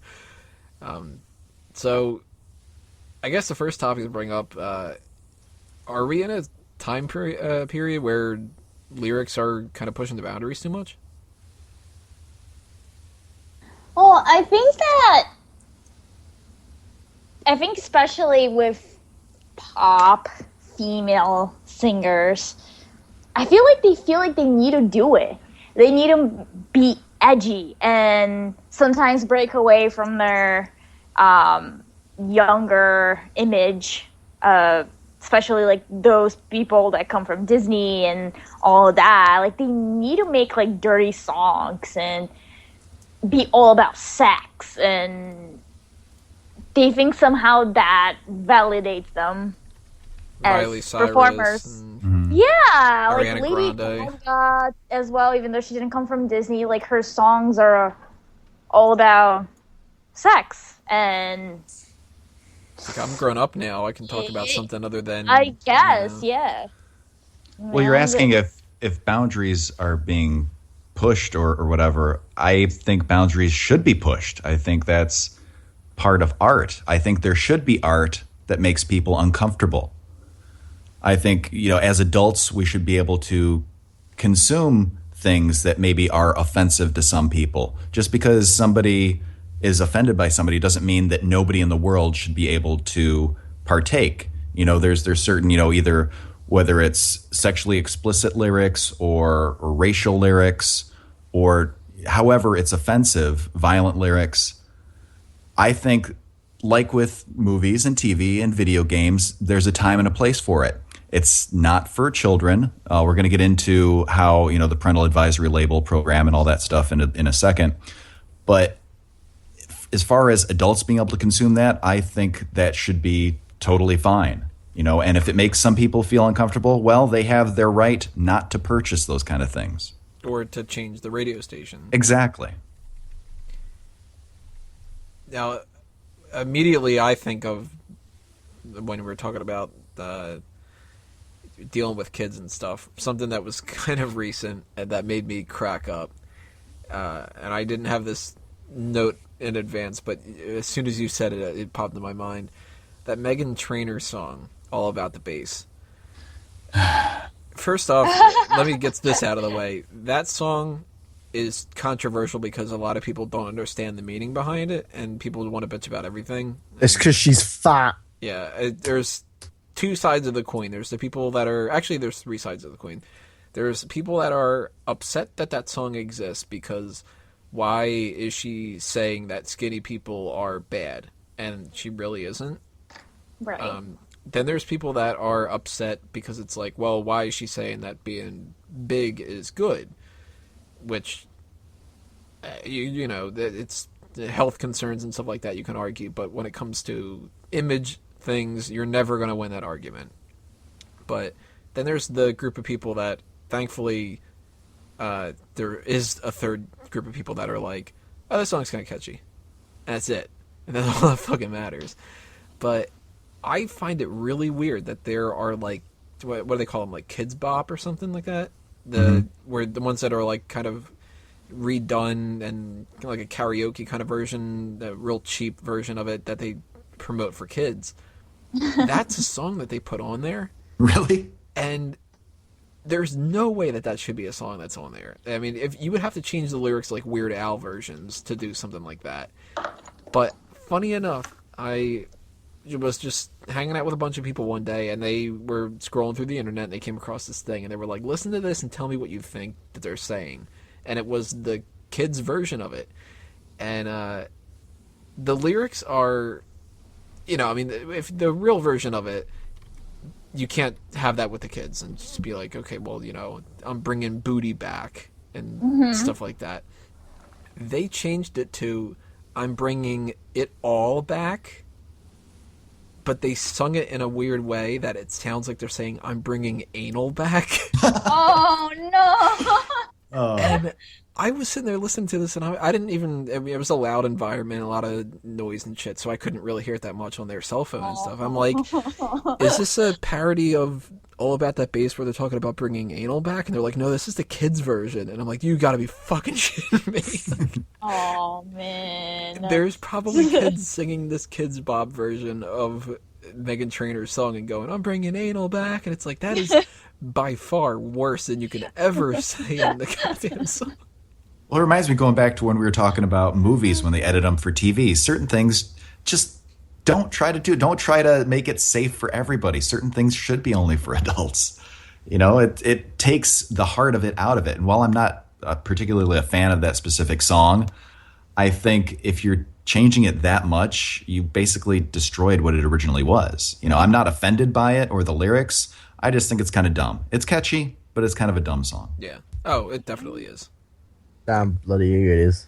By far, it's a dumb song. The video's kind of funny because there's this like huge Hawaiian guy dancing and stuff, but doesn't he look like Yokozuna? Cleveland Jr. The Cleveland show? I could see that. Yeah.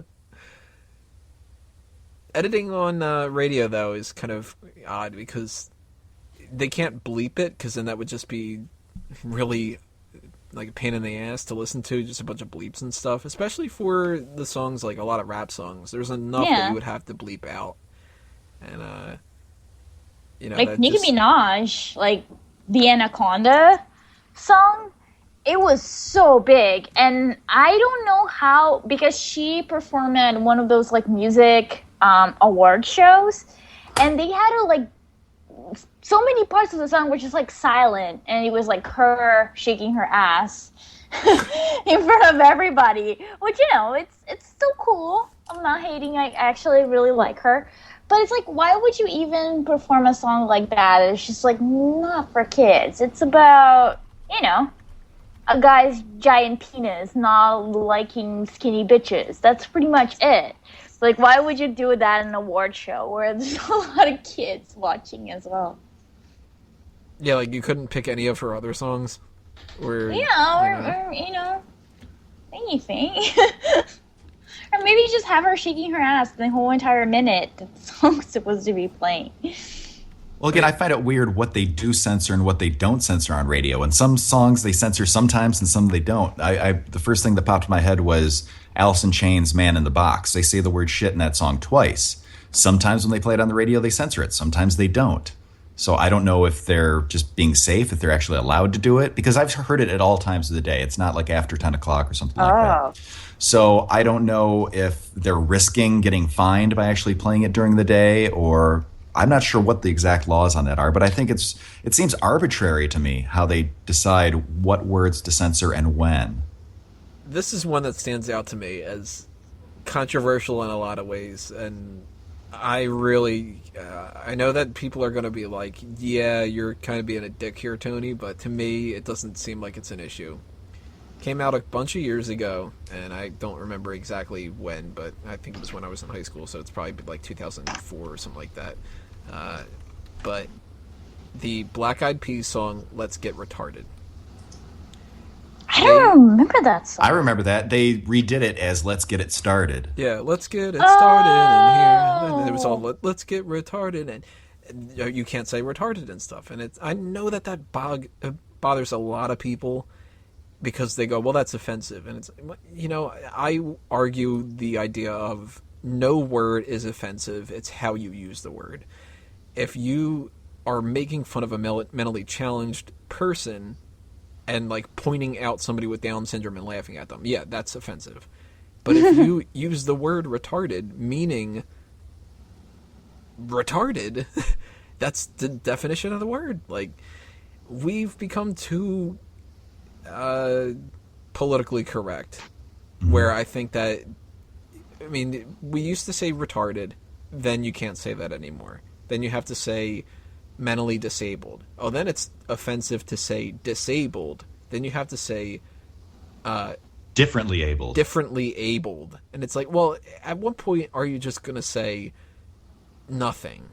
Because everything's going to offend people. Like, Let's Get Retarded should not have been an offensive song. No. If I remember correctly, they're talking about getting drunk off their ass. And let's get so fucked up that our brains become retarded. Yeah. That's what retardation is. Exactly. You know, it's not, let's get retarded and start, like, you know, doing sound effects that make it sound like we have Down syndrome or something like that. Like, then, yeah, that would be an offensive as hell song. But let's get retarded in here. It's like, you know, if you're really going to get so butthurt about that, you don't need to listen to music. Yeah. Just put on your jazz. Oh, yeah, jazz is probably offensive because it's like, it doesn't follow a pattern and stuff. Put on Chopin. Just listen to that.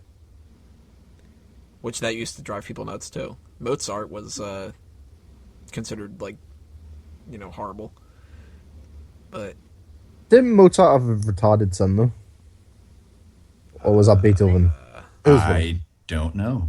none of that rings a bell. Beethoven went deaf. Yeah. And he apparently used to make music by feeling the vibrations on the floor, which is kind of cool. When we're talking about editing songs for the radio, and you know, you kind of brought up the Black Eyed Peas there. There's a song, I don't know if you guys are familiar with it. I've heard it on the radio. I forget exactly when it came out. Not that long ago, within the last couple of years. It's by Big Sean, and I heard it on the radio, and the title of it is I Don't F*** K with you. I Don't Fuck With You is what it's called. And imagine him trying to sing those lyrics. I don't F*** K with you. Well, that's how it's written every you know, and when you look it up. But I think that actually might be the title. But whatever, the lyrics, you know, if you look up the lyrics, I was thinking about pasting them for you guys here to see it. But it's basically every other word is a curse word. They have to edit every single one out on the radio. So it's like, I don't with you, you little stupid with it, you. And it's like, serious. It sounds also, it's like the song's breaking up. It's like, you know, sometimes when certain friends of ours have Skype calls that drop out, you know, half the words are gone. So at that point, it's like Swiss cheese. You know, if you have to edit out that much, same thing with the movies. Don't even put that song on the radio.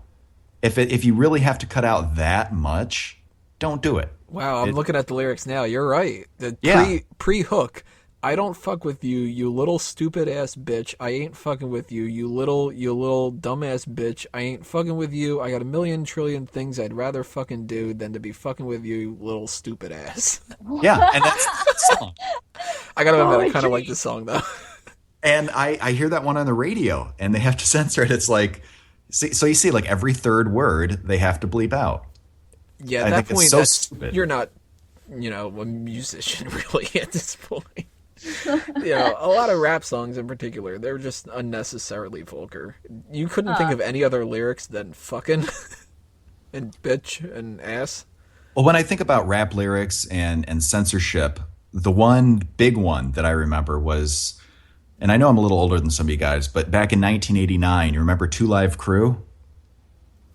Which song in particular? Because I know Two Live Crew. They had an album. Their album was called As Nasty As They Want to Be. It had Me So Horny. You remember that one? Oh, yeah. That was one of the songs on there.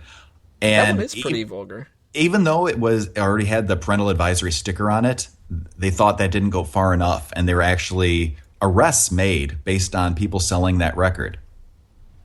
So isn't that amazes me that they can, you know, they are selling that record in a store with explicit lyrics, and the person who was working at the store, I believe it was the person who worked at the I don't know. I don't have the exact details on it, but somebody got in trouble legally because they sold that album, that rap album, that had explicit lyrics on it.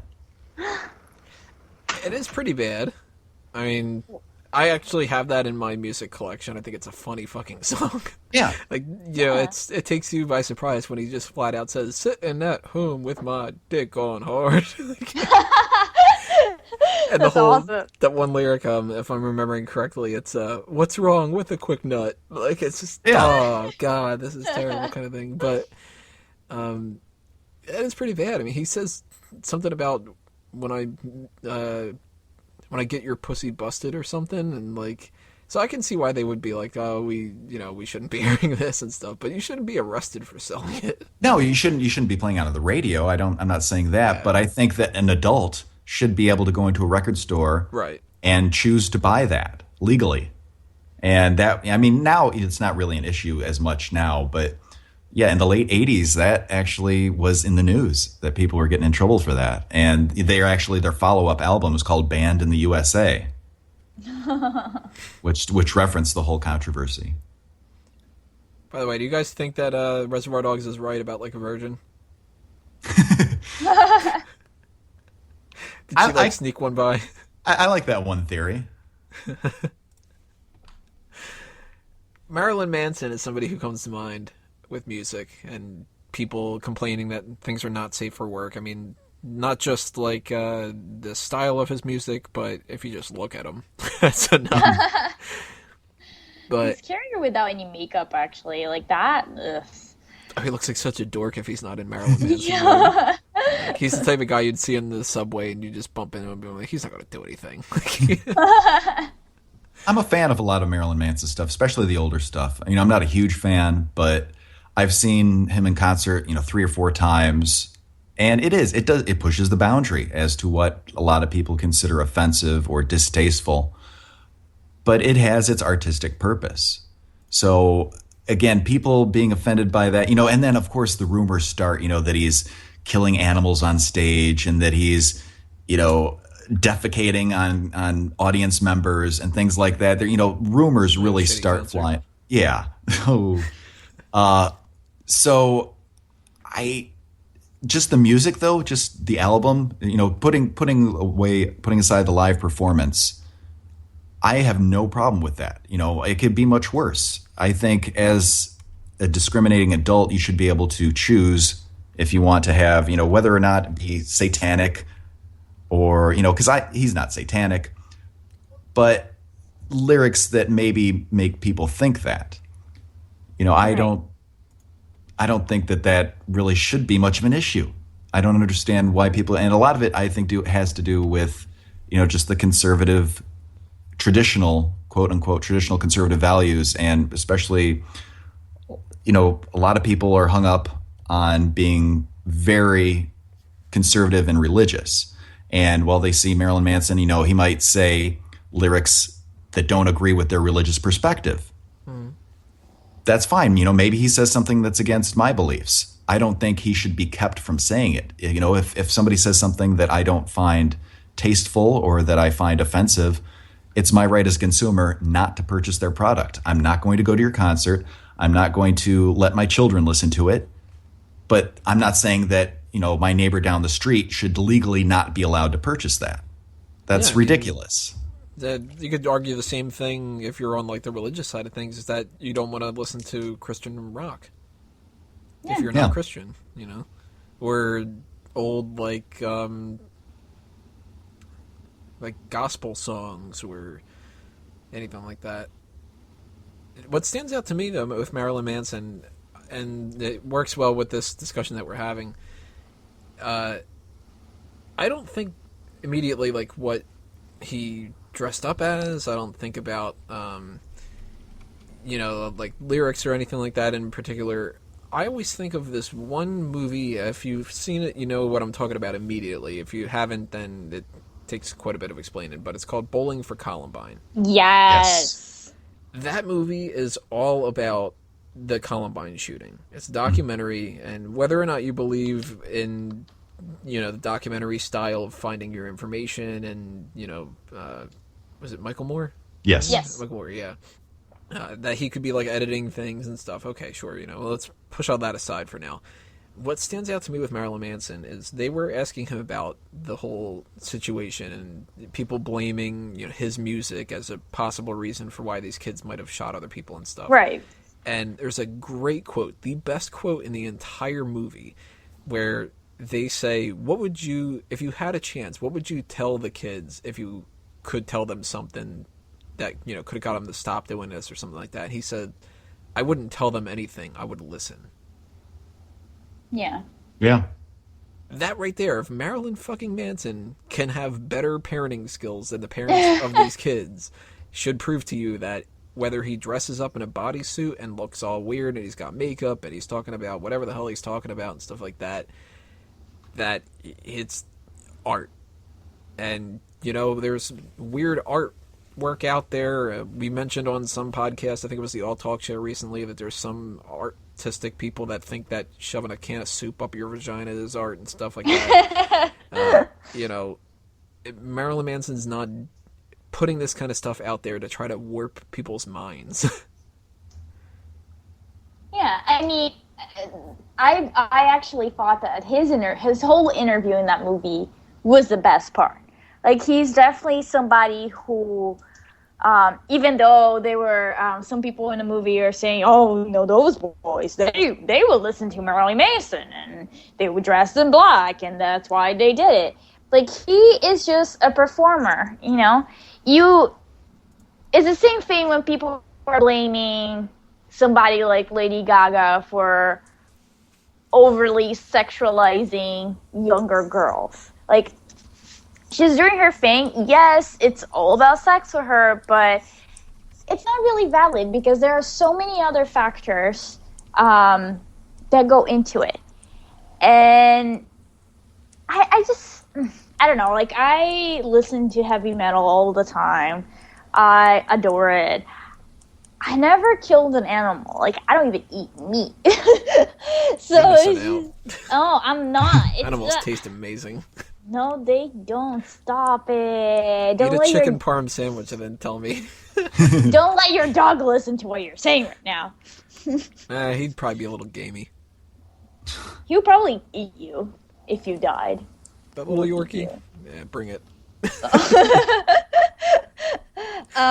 But you know what? It's all about. I was actually thinking about how Charles Manson, his whole ideology about Altus culture and how there will be this huge racial war between the blacks and the whites, and that will cause the apocalypse. He got all his ideas from the Beatles' White Album, So, I'm pretty sure so if you he play says. background, backwards, it tells you all that stuff. That's just something I was going to bring up, the backmasking. But I mean, if you believe in something, you will find evidence all around you that such thing exists. Like, people like I was just saying when we're off, like the Illuminati situation. Like, so many videos online of people saying that Beyonce is a high-level witch, and that in her music videos you can see her doing all this Illuminati shit, and that she sold her soul to the devil. Like, if you believe in something, you can make everything around you be evidence to support your theories. And it's bottom line, it's just like art, You're gonna feel what you're gonna feel depending on what you're already carrying inside you.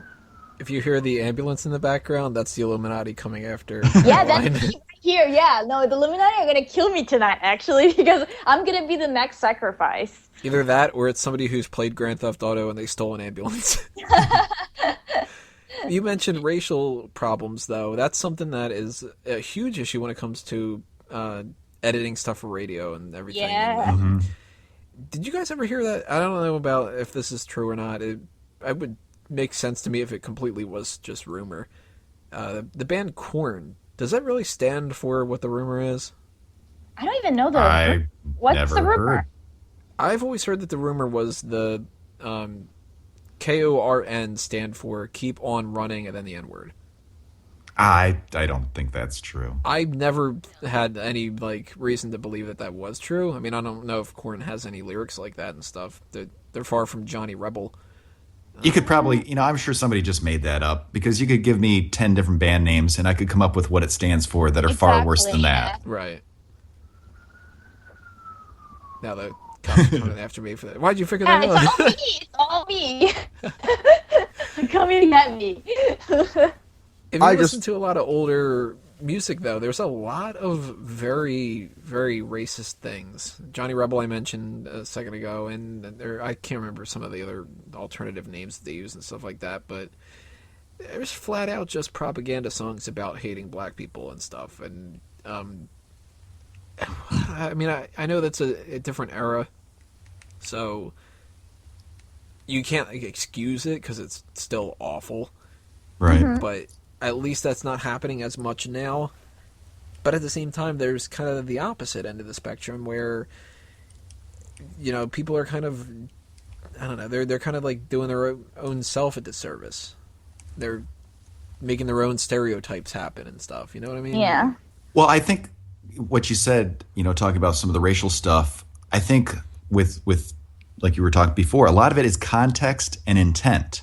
Is it intended to be malicious and hateful, or is it not? And, one example I was thinking is the other day I was listening to Bob Dylan, and he has a song called The Hurricane, which is about the boxer who was arrested and all that stuff. They actually made a movie about it.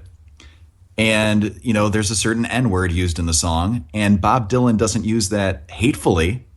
He's painting a picture of the scene of what it was like, what it was like when this person, the subject of the song, was convicted.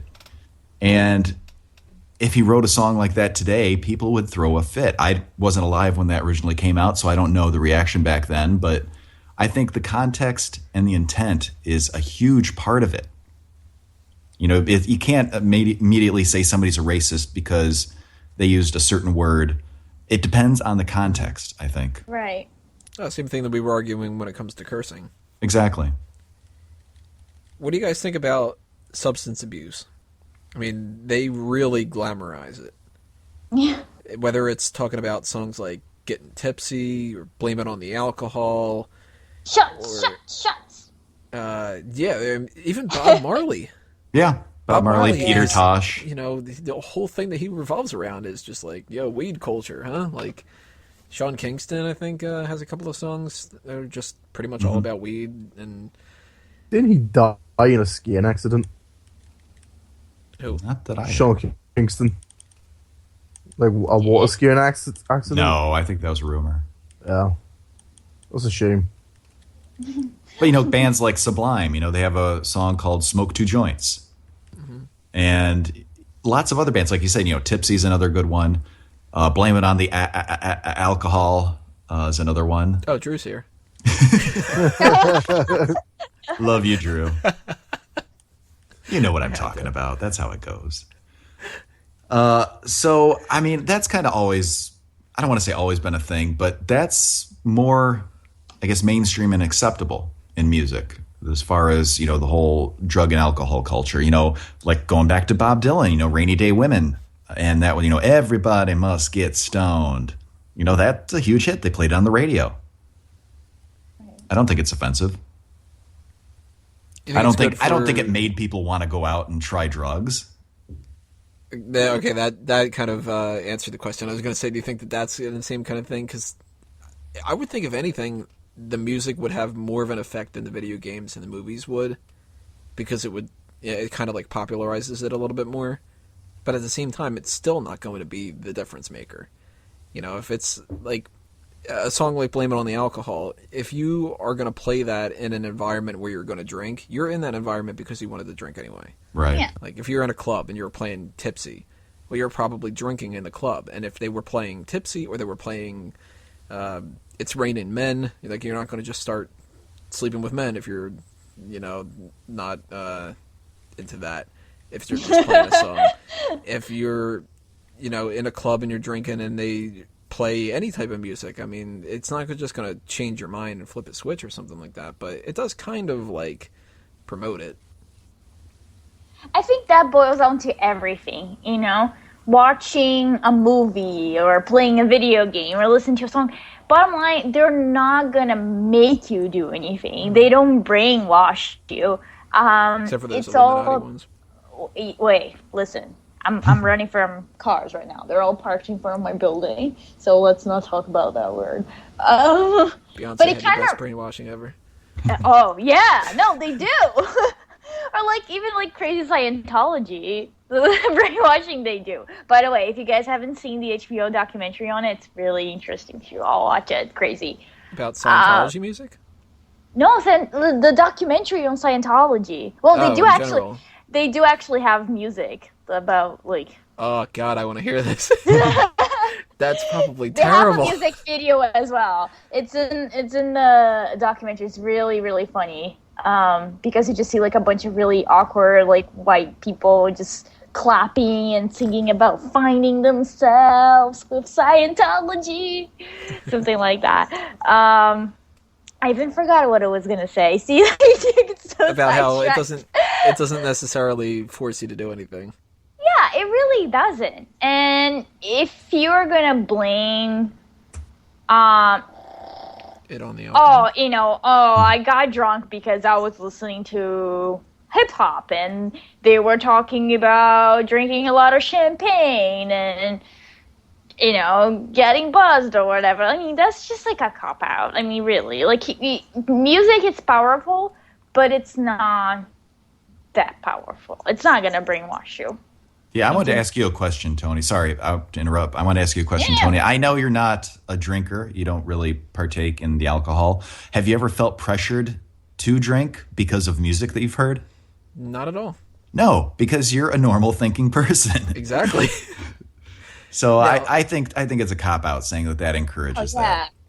The only and I can't attest that because I'm not normal. I'm a not normal thinking person, and I don't drink as well. But I do listen to a lot of songs about drinking, and I don't drink, even though I'm not normal like Tony is. That's a flattering compliment that I'm normal. Oddly enough, if you're gonna say if anything tilts more toward trying to be like kind of like a pressure thing to that, I would argue country music does. Yeah. I mean, first off, I'm not listening to it because I fucking hate it. It's so goddamn terrible. I can listen to, I don't like Korn, but I can listen to some of that stuff. I like a wide variety of music. I mean, if you put my stuff on shuffle, you're going to listen to Beethoven, and then you're going to listen to the Diet Coke commercial before the Batman VHS thing. And that is an amazing song. Just for the taste of it, Diet Coke. It doesn't make me want Diet Coke. It makes me want to watch Batman. But if anything, I think a lot of the culture when it comes to country music, it's very, very hard hitting on like, wouldn't it be great if we just got a beer? And I'm like, no. I love the accent. And you don't need to sing it with a twang either. Like, I could go on a whole diatribe about how the country music is terrible, but not a fan either. That's something that like I see a lot of people.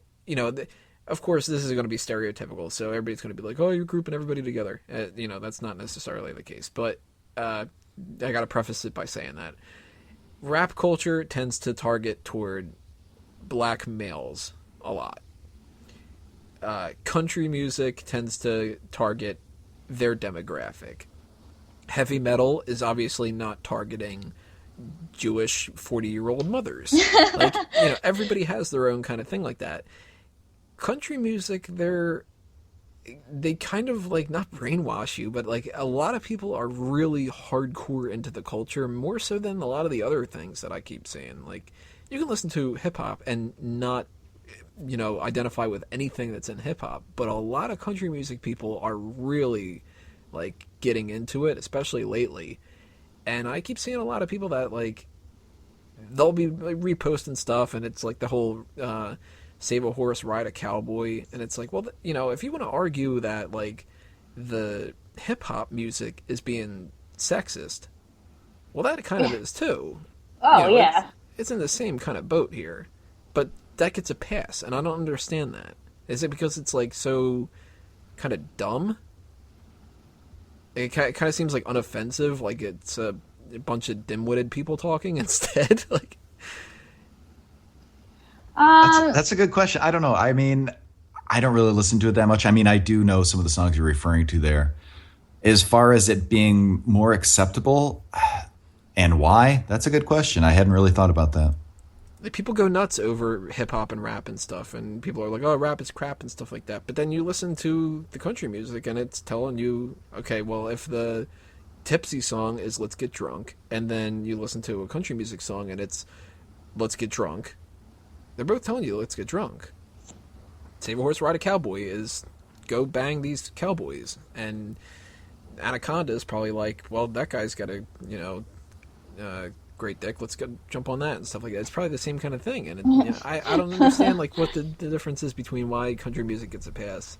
I would say that a lot of people will believe it's more of like a race thing. I don't really think it is, but I could definitely see some people pointing that out, that, the majority of country singers are white.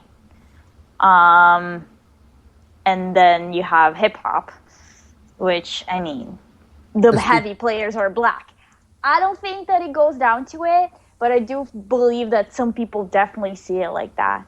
I hate those people. One I don't get it. One thing that I think separates country and rap, though, is in general, I mean, sure, each song, each artist is different, but in general, country doesn't have as much violent lyrics as rap and hip hop. So maybe they're in people's mind, maybe they're combining, the drug and alcohol and sex references with the more violent aspects too in their mind, and they kind of push that all together. Mm-hmm.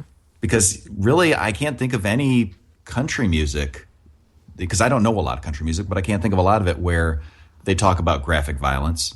Yeah. It's because they're too busy like, having sex with their brothers and sisters. I think it's like mainly vengeance kind of thing. I just remember that Carrie Underwood song. Oh, yeah. There you She's go. like, oh, he cheated on me, so I'm going to go burn his car or whatever. Well, yeah, she ruined his car. She didn't, cut off his fingers or something. Right, exactly. Yeah. And then it's like, well, you're admitting this in a song. Now we have evidence. You get arrested. Side note about that, I mentioned earlier, I don't like the twang. I actually like that song, but I have a jazz cover version of it. Oh. And I'm like, oh, this is a great, fundamentally good song, if it weren't for that twang. Though, if it wasn't for country music, we wouldn't have Taylor Swift, and I love that bird. Oh my God, Sean, what? Not a fan. No. She's so sexy. Ew. No, she's cute, but I mean, how She's often does she need to big. bitch and complain about her boyfriends? I know, yeah. And I wouldn't mind if she feel wrote like a song about me. Oh my God, Sean, no. Don't do I mean, that. putting aside her looks, just talking about her music, I think she's probably one of the best pop artists out there. I'm not a huge fan, but I appreciate what she does because I'm a sucker for pop music. I've never bought any of her music or never seen her in concert or anything. I have no desire to. But I can appreciate why people are so into her. I would shake it off all over. You know what I'm saying?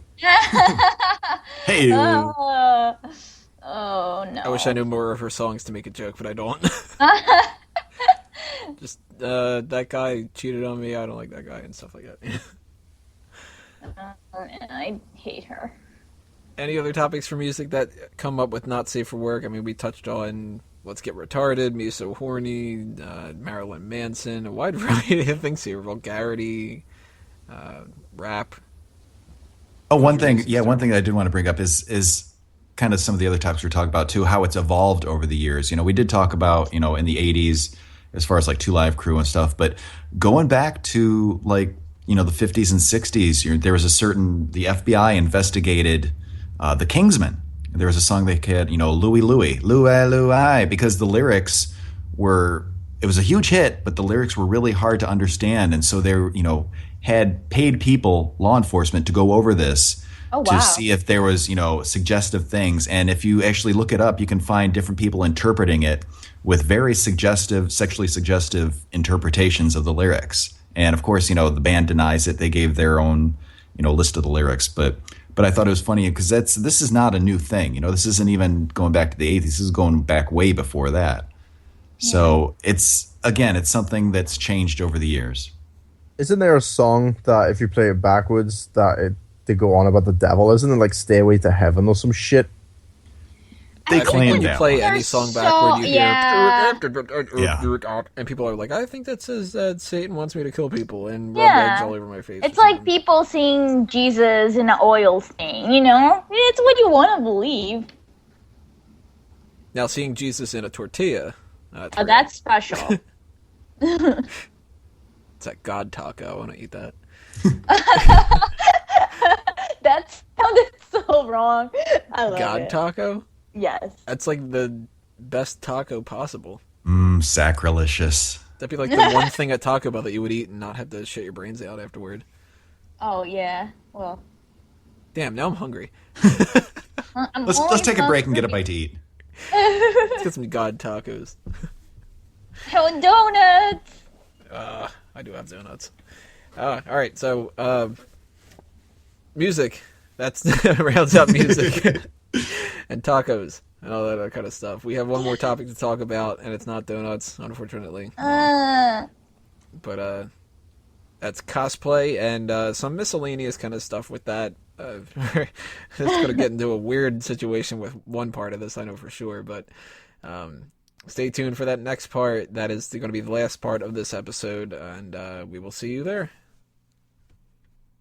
Welcome back to the final part of episode 20 here. We've talked about movies, TV, video games, music, oddly enough, artwork. Talking about a lot of different things here. Not books, because it's really, can't really talk about all that much. Not safe for work literature. Well, there's been a lot of banned books. I mean, that's a whole other show. But... Yeah. I haven't read any of them. Fuck them. I can't read. Nerd. Shame on you. I wouldn't even listen to the audiobook. God. Oh, man. But one of the main ones I figured we could talk about, and we're going to just kind of spitball at the end and talk about anything else. Maybe there is something with books that we're going to talk about, and I'll have nothing to contribute or whatever, but is cosplay. And you might think to yourself, what the hell are they going to talk about with not safe for work cosplay stuff? Well, essentially, this is going to boil down to nudity, because there's really not much cosplay of, like, substance abuse. Like, nobody's walking around New York Comic Con dressed up as a cigarette butt and trying to get kids to do something. Or They will now. Damn, Way to go, Tony. that's going to ruin my costume idea. Somebody's going to steal it. Alright, if somebody comes to New York Comic Con dressed up as a cigarette butt, you need to find Fanboys Anonymous, because we would be there. And I need to take a picture of you, and a picture of a little kid, and then send it to jail.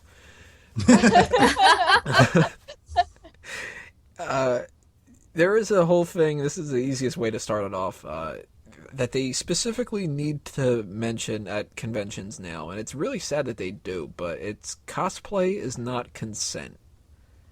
And See, I've heard that saying. I know you're just about to, but I've heard that saying, but I'm not sure what it means. Yeah, me too. It's as wide of a range of a definition as you could possibly get, where they want to try to make it known to people that you can't just kind of like go up to people and take their picture.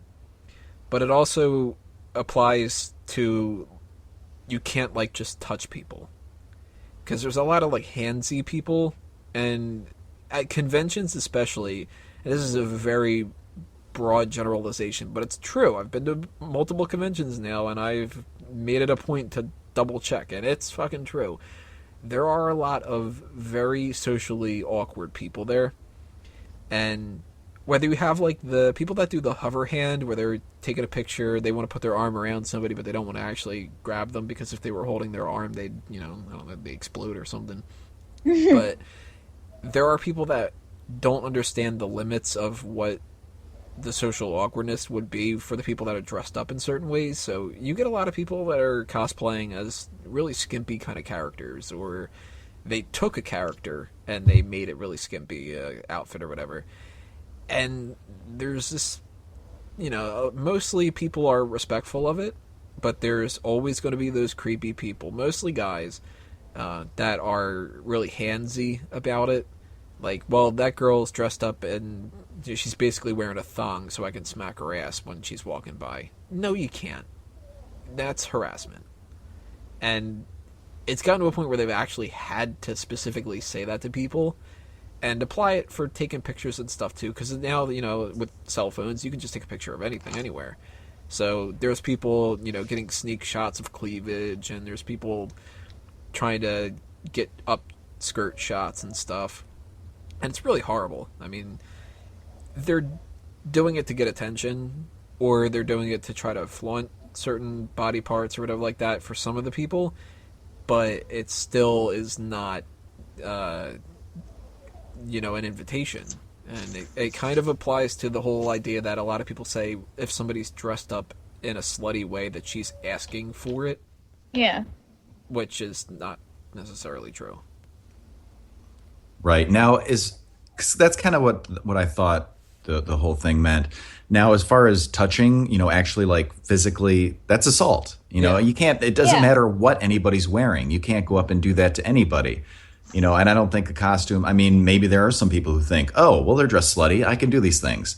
Well, those people are fucking idiots and they deserve to be arrested. Yeah. It's sad how rude and stupid some people are. Yeah, regardless of what they're wearing. I mean, it doesn't matter if it's a convention or at the shopping mall or at the grocery store or at the park. Mm-hmm. It doesn't matter, That is crossing the line. When you actually make physical contact with somebody that is unwanted, that's crossing a line. Now, going to the other topic, you're talking about pictures. Now, I think that's, in my mind, that's more of, I don't want to say a gray area. Well, I think, much more flexible. Exactly. If you're trying to, like you said, if you're purposely trying to get like upskirt shots or, taking pictures of somebody, using the bathroom or something like that, that's way over the line. But if somebody's at a convention and, they're dressed somewhere and they're showing a lot of cleavage and they happen to be, in line or over on the other side of the thing, and you take a picture, I don't think that is really outrageous. I think it's polite to ask first. Mm-hmm. But if they're in public anyway, I think, if you can just see it with your eyes, I think it's unreasonable to expect that wouldn't happen. If I were going out in a costume, I would expect people, no matter what the costume is, I would expect people to take my picture without my permission. Exactly. That's what I... Yeah. And regardless of whether or not I want them to, I don't think I could reasonably be upset that they did. Now, if someone was going to, if I was in a really nice costume and someone from across the room I noticed was taking my picture, no problem. But if someone suddenly stood next to me and took a picture and then ran away... Yeah, I mean, there's certain ways to do it. Something like that has happened. You can be a creep. You can do it in a nice, friendly way, and like, oh, cool costume, click, or whatever. It's, I've been to a few things where people have been dressed up in cosplay, and yes, it's polite to say, oh, that's a really cool Final Fantasy costume. Can I get a picture with you or something like that? And if they say no, you leave them the fuck alone. Yep. If they don't want to, fine. But at the same time, if somebody's across the room and they're taking like a group shot or something, then I don't think they have really a huge right. Because when we go out in public, we're being photographed and videotaped all the time, by security cameras and different things. And like you said before, everyone has a phone in their pocket that can take pictures and video. So I don't think it's really outrageous to not expect to be having your picture taken out there. Especially if you're in a costume right. that costs you $500. Yeah, if you're bringing attention to yourself like that.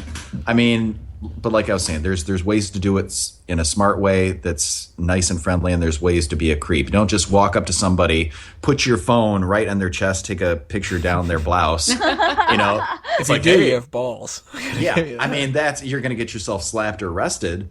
But so that there's smart ways to do it, polite ways to do it, and there's jerk ways to do it.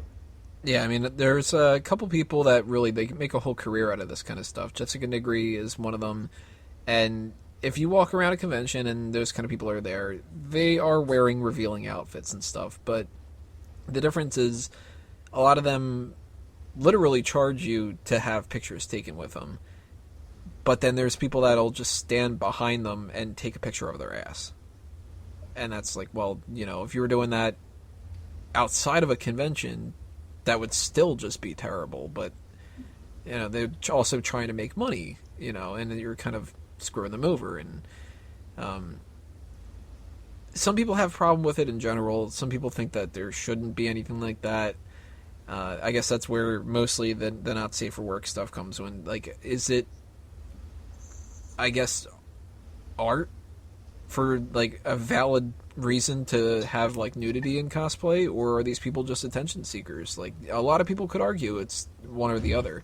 I mean, you look at some people that put a lot of time and effort into their costumes, and I cannot speak from experience. I dressed up as fucking Superman for New York Comic Con. It entirely entailed me to wear a Superman t-shirt and a suit, and that was it.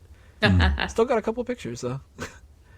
But they asked me for those pictures. They didn't just snap a picture of my crotch or something. I would have been fine with it, though. That would have been flattering.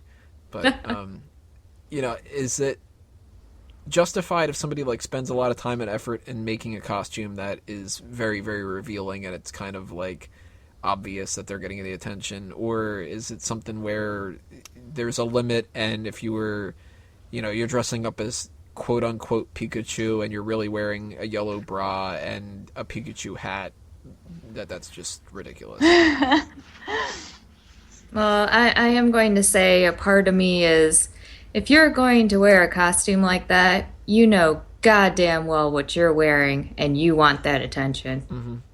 And you said, I think you said, is it more artistic or is it more attention seeking? And I think it's an overlap. It's both. It is artistic. It can be artistic.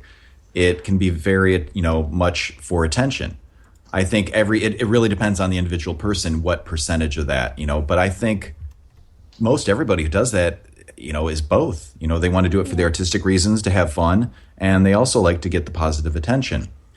So I don't think it's really black or white.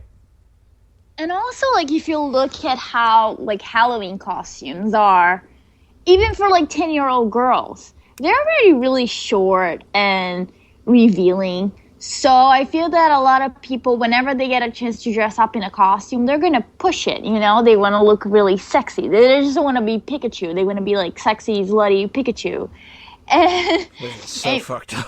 Yeah, it is, but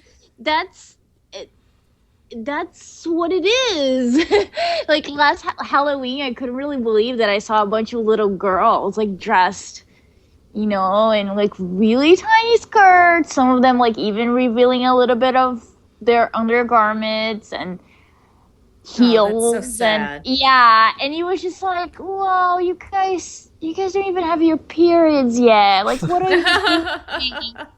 Well, with Halloween costumes in general, I mean, I think it's weird that, if you go to the stores and look at the outfits, for women and girls, it's not like witch and mummy and werewolf. It's sexy witch and sexy mummy and sexy werewolf. Yeah, it drives me crazy. I have such a hard time finding Halloween costumes because I don't want to dress like that. Mm-hmm. I actually, like to go outside, and I don't want to be frozen to death. Or hounded by people taking pictures. Right, or, exactly. Trying to give off the impression that you're at some party because you want to get laid or something like that. Mm-hmm. Yeah. Which, by the way, that's going to be terrible for the people that can't fit in those costumes. Oh, they don't really care. Well, I've seen some cosplayers that, they can fit into, they make extra large sizes. Yeah, they make them fit. Yeah. Let me broadcast this, by the way. Harley Quinn is not 400 pounds. Stop it. I'm so fucking sick and tired. That always seems to be the one, too, yeah. It's always Harley Quinn. And oh my god, it drives me nuts because it's like, not that, like, I want to see everybody, wearing skimpy clothing and stuff like that. I mean, I appreciate more of, like, a crazier, intricate costume than anything. I think, like, the sluttier costumes are kind of cheap.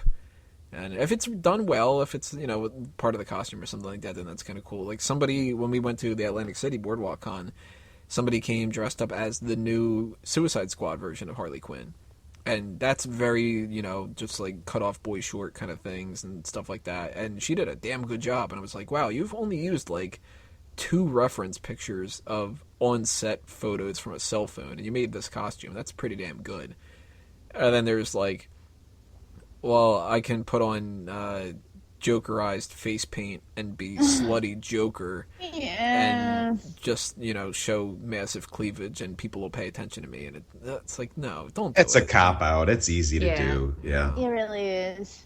And you don't see as many men doing that, but men do get, this kind of thing. I mean, if you're a muscular guy, a lot of the women will pay a lot of attention to you in that kind of regard. You can just walk around with no shirt on and you're, Superman after his shirt got torn off and people are like, oh, great, I want a picture, And you're like, I actually saw a picture on Tumblr and which one is that Pokemon that looks like a tree? Sudowoodo? Yes. Yeah. It was this very, very, very muscular guy, like fit, no 1 ounce of body fat. He was wearing a tiny little bit of Speedo, brown Speedo, and he just had like a hat with that Pokemon on. And part of me just really wanted to applaud him because I just feel like we need more of that. Like, I'm tired of seeing slutty-ass versions of every single character being female. Like, give me some slutty male characters, too. Even if it's a Pokemon. Even that costume was so dumb, but he probably, like, just decided on doing that, like, the night before. I don't care. It was awesome. It was nice. He better have taken advantage of it and walked up to people and said stuff like, I think I'm evolving. And, like, Sudowoodo used Harden. Yeah. I choose you. Oh, man. He should have had 2 Pokeballs. Oh. There goes another costume idea of mine. No, I would do better dressed up as, like, I don't know, Snorlax. So speaking of Pokemon, did you want to bring up the one thing that Caroline was talking about? Give us a preface to this, Caroline, Yes, because please I didn't tell watch us. this yet. I did not either. But as soon as you mentioned it to me, I was like, we have to talk about this. Yes. Okay, I'm putting up the article right now. So as I was gingerly looking through my Gossip Bucket app, which is just like gossip app. That's a lie. She was searching for this. No, I wouldn't lie about it, okay? I'm very proud of it. I think it's genius. But anyways, I found this porn parody. It's just a trailer. I don't think it's out yet. But it's on Pokemon, and it's called Strokemon. And it's beautiful, and it put the 20 foot's the link for you guys to see because I feel like it's really magical and everybody needs to see it. You have Ash, but I think his name is all their names are different. Ass. Yeah, I was going to say that's the easy one, right? Yeah, it's not like that. You have Ash, you have Misty, you have Brock, you have Brock's you have James. Oh, yeah. Misty, Meow, and Pikachu. And I mean, it's porn, but it's really funny, and I just think it's genius. Like, I feel like it took them a while to come up with something like this, and I just really like the name Pokemon. Like, it just makes sense. It's beautiful. It's beautiful. I got a feeling if anybody watches that, it's not going to be beautiful. Well, I'm there's guessing one it's- scene in the trailer where I think Pikachu is giving a golden shower or receiving one. That I don't was remember like him that. learning that move in the game. Yeah, you can only learn 4 moves. I kind of went with, like, Thunderbolt and Quick Attack, not Golden Shower. Well, But they do classify the move sets. It's PP. oh, it's not Pikachu. It's called Dikachu. Pikachu used Hound. Pikachu. Pikachu. Ash is Gash. Instead of and they use it Wood Rocket.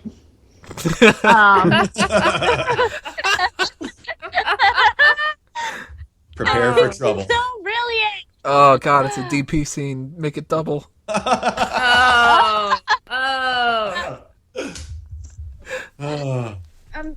Are you sure you want to write her on this, Tony? Shut up. People aren't supposed to know that. This whole thing was orchestrated to be a big promotional thing. I thought so. Man, I think it's from the same people that bought you the porn version of Guardians of the Galaxy. There's a porn of that too. Yes, it's really funny too. I haven't seen the hope- actual porn, but the trailer is kind of magical. That's what I was gonna say. I haven't seen any of these because I know they do a lot of the porn parodies of mainstream movies. There's a porn parody of everything. But I Yeah. think it's more for comedy than it is for eroticism, right? Or maybe I'm wrong. Maybe Oh, people are yeah. really, you know. I know that I don't China's know. She-Hulk and something. Well, this is one thing that I wanted to bring up too sometime during the discussion. Now is as good a time as any. As far as the porn parodies, they have just about everything.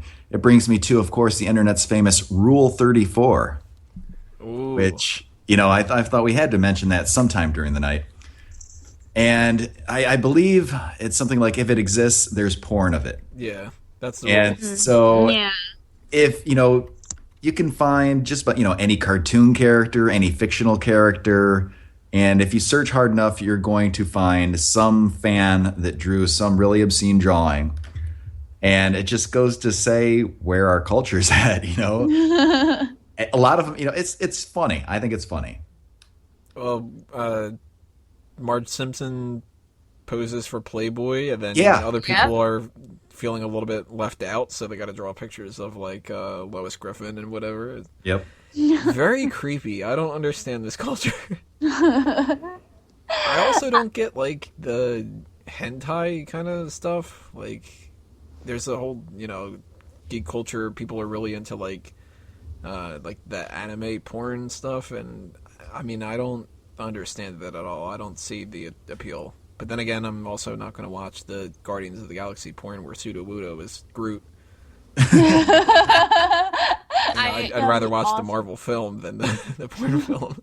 I will admit that when I really started liking anime when I was a teenager, a lot of them my friends got from the porn section because they were actually movies, but they had just enough of that where That they couldn't have the kids rent them. yeah, exactly.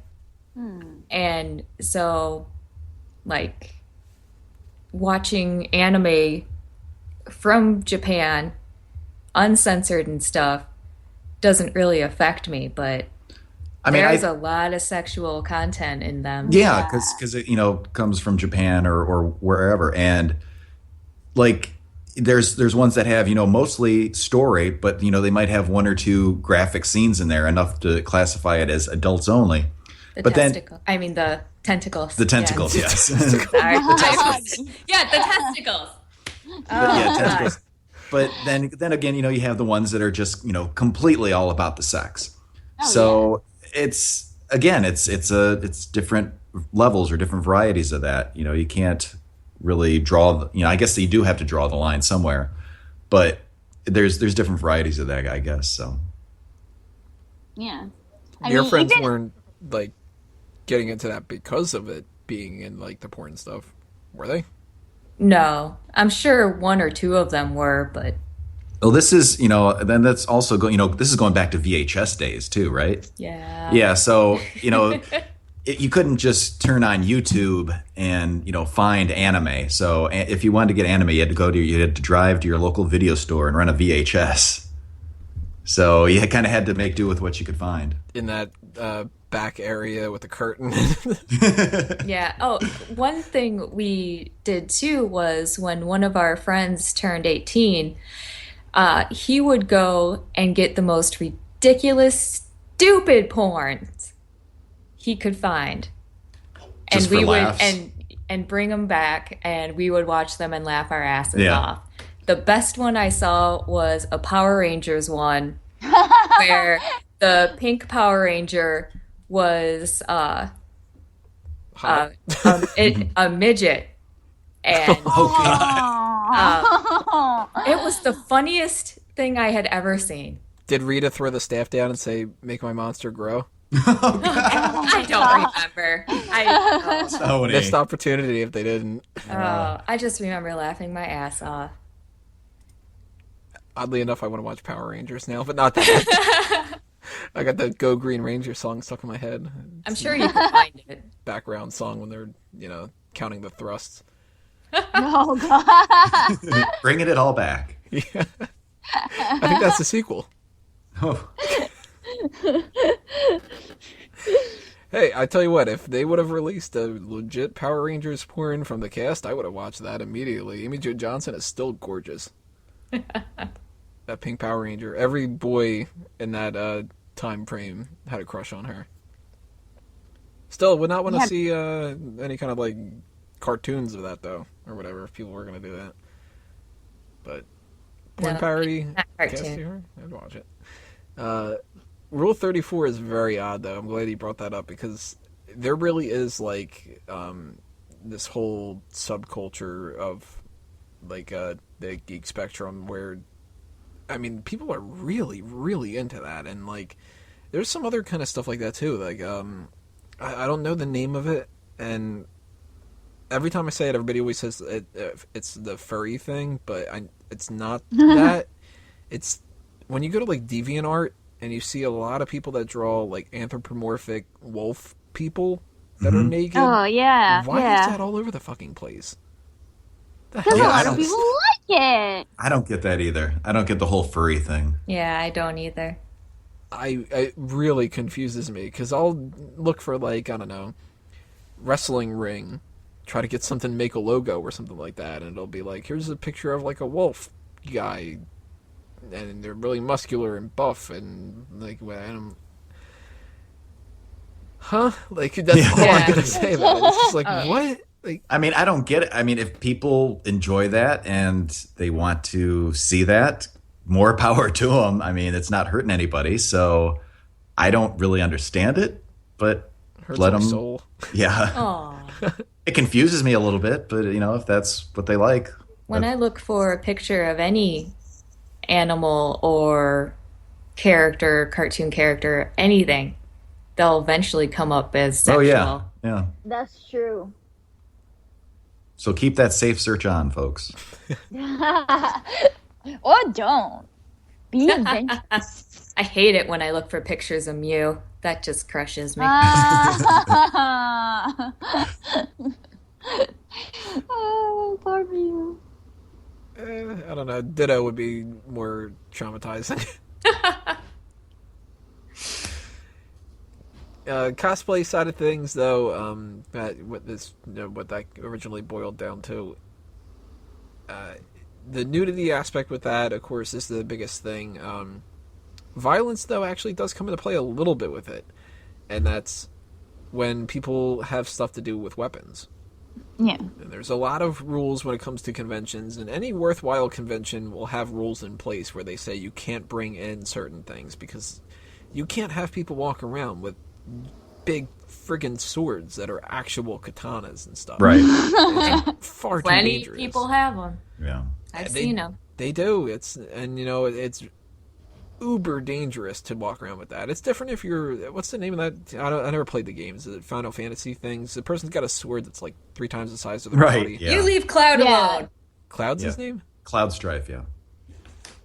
That sounds so fake. Cloud Strife. It's like Sword Mick Hero. People carry around a big foam thing like that. Okay, that's cool. Or a plastic one or whatever like that. But there's a lot of people that really get so hardcore into this kind of stuff that they have like metal ninja swords and they have ninja stars that could cut you if you rub up against them and stuff. And some Yeah. people bitch and complain and they think that's, not an issue, but it is. Like, I have no problem walking around people that are dressed up as characters that I don't give a shit about or whatever like that. I'm not going to pay attention if I don't know who the character is or something like that. But I'm also not going to know which people are going to be like set off in certain ways. And you get a really strong, devoted fan base, and you get somebody who's like arguing back and forth who's going to win a fight, Superman or Goku. I don't want to be around weapons when these guys are arguing. Yes, I've seen some Yeah. of those arguments. It's scary. It's really intense. And it's different if you are around a group of people and they're all dressed up as Ghostbusters, because you know that they're going to kind of do shit because their proton packs do not work. But if you've got people dressed up as Batman and they have batarangs, they can throw one of them at you. Well, there was, I forget if it was a comedian or somebody was talking about they were at some anime convention and there was a stabbing.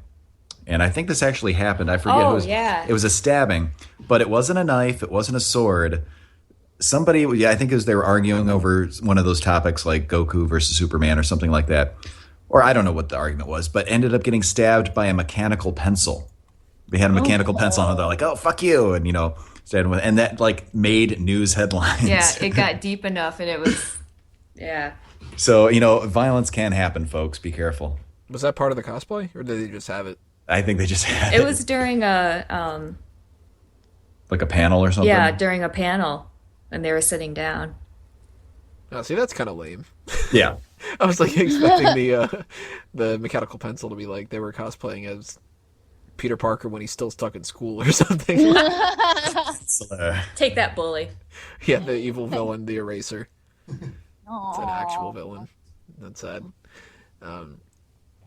But there's not really like drug use kind of stuff with cosplay and everything, but there is one other kind of thing that's cosplay sort of related and whatever, and I don't know why I think of it when it comes to drug use and whatever, but it's close enough that I combine these kind of things together and whatever.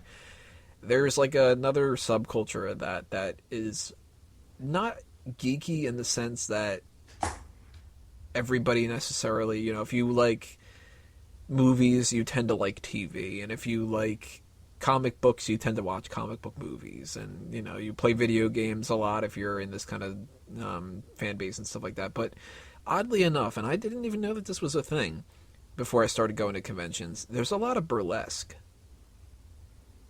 Really? A ton of burlesque when it comes to cosplays. And I'm somebody who I don't like burlesque stuff at all. I don't like tattoos on anybody in any situation ever.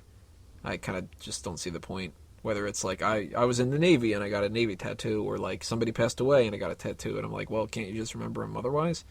Like, I'm very the person who should not be speaking out against or for burlesque or anything like that. To me, it's an own separate art thing. Like there's more art to that than there obviously is like a strip club. Mm-hmm. But I kind of equate them, it's the same in a lot of ways, with a little bit of a masking of like artwork. Like some of them are basically strippers and they're just saying that they're artistic and stuff. But that's where I think that cosplay gets really not safe for work, and you're starting to get more into just flat out porn. Yeah. Well, it can be suggestive for sure. Mm-hmm. It depends, because one of my hobbies is belly dancing, and I know some of the women who do it also do burlesque like dancing, and I've seen some of them, but they're really actually dancing, and some of these women are in their 50s and overweight, and it's not Harley Quinn. And they're dressed up in like nylons and semi seductive clothes, but it's not sexual at all. It's really dancing and performing. Yeah, I think it depends on what you say is burlesque, I think. Because some of the burlesque art is more of suggesting something. It's not about showing you all their goods, but it's like playing you with the illusion that they're going to do that, but they never really do it.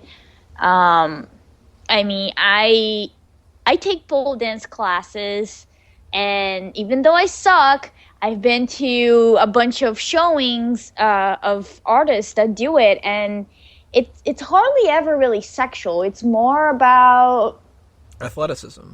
Yeah, and even the ones that dress very like burlesque, like there was this one who had pretty much like lingerie on, but her piece was all about this really painful breakup. And just like the fact that she was dressed provocatively, but the whole mood of her dance was something very deep. It was almost like the way she was dressed was just to show how like naked her emotions were. And it was never like her boobs were out. No, she was like covered. It was very sexy, yes, but it was just like beautifully done. And yeah, I mean, just like with anything else, people do take it too far, and they can just like put pasties on and be like, oh, I'm burlesque actually, this is just like, but it can definitely be just being sexy and being classy at the same time, and you still have your goods like covered up and looking good. Yep, pole dancing is another thing I know a lot of people do, and I really think it depends on where you're performing, how you're performing, right, What and you're just performing. yeah, and Hopefully not on. you should be able to tell right away if it's actually supposed to be porn-like or an actual art form. Very What's annoying true. is the people that pass the one off as the other. And Yeah. it's the same kind of thing as when we were talking earlier about cosplay. There's the difference between somebody who is dressed up as, say, I don't know, I'm trying to think of a character that would come off like, actually, off the top of my head, Black Widow. Black Widow wears jumpsuit, the skin tight, black jumpsuit kind of thing that if you have literally any ass, it's going to show. Yeah. But you might be dressed up as Black Widow because you like the character, not because you want to show everybody your ass.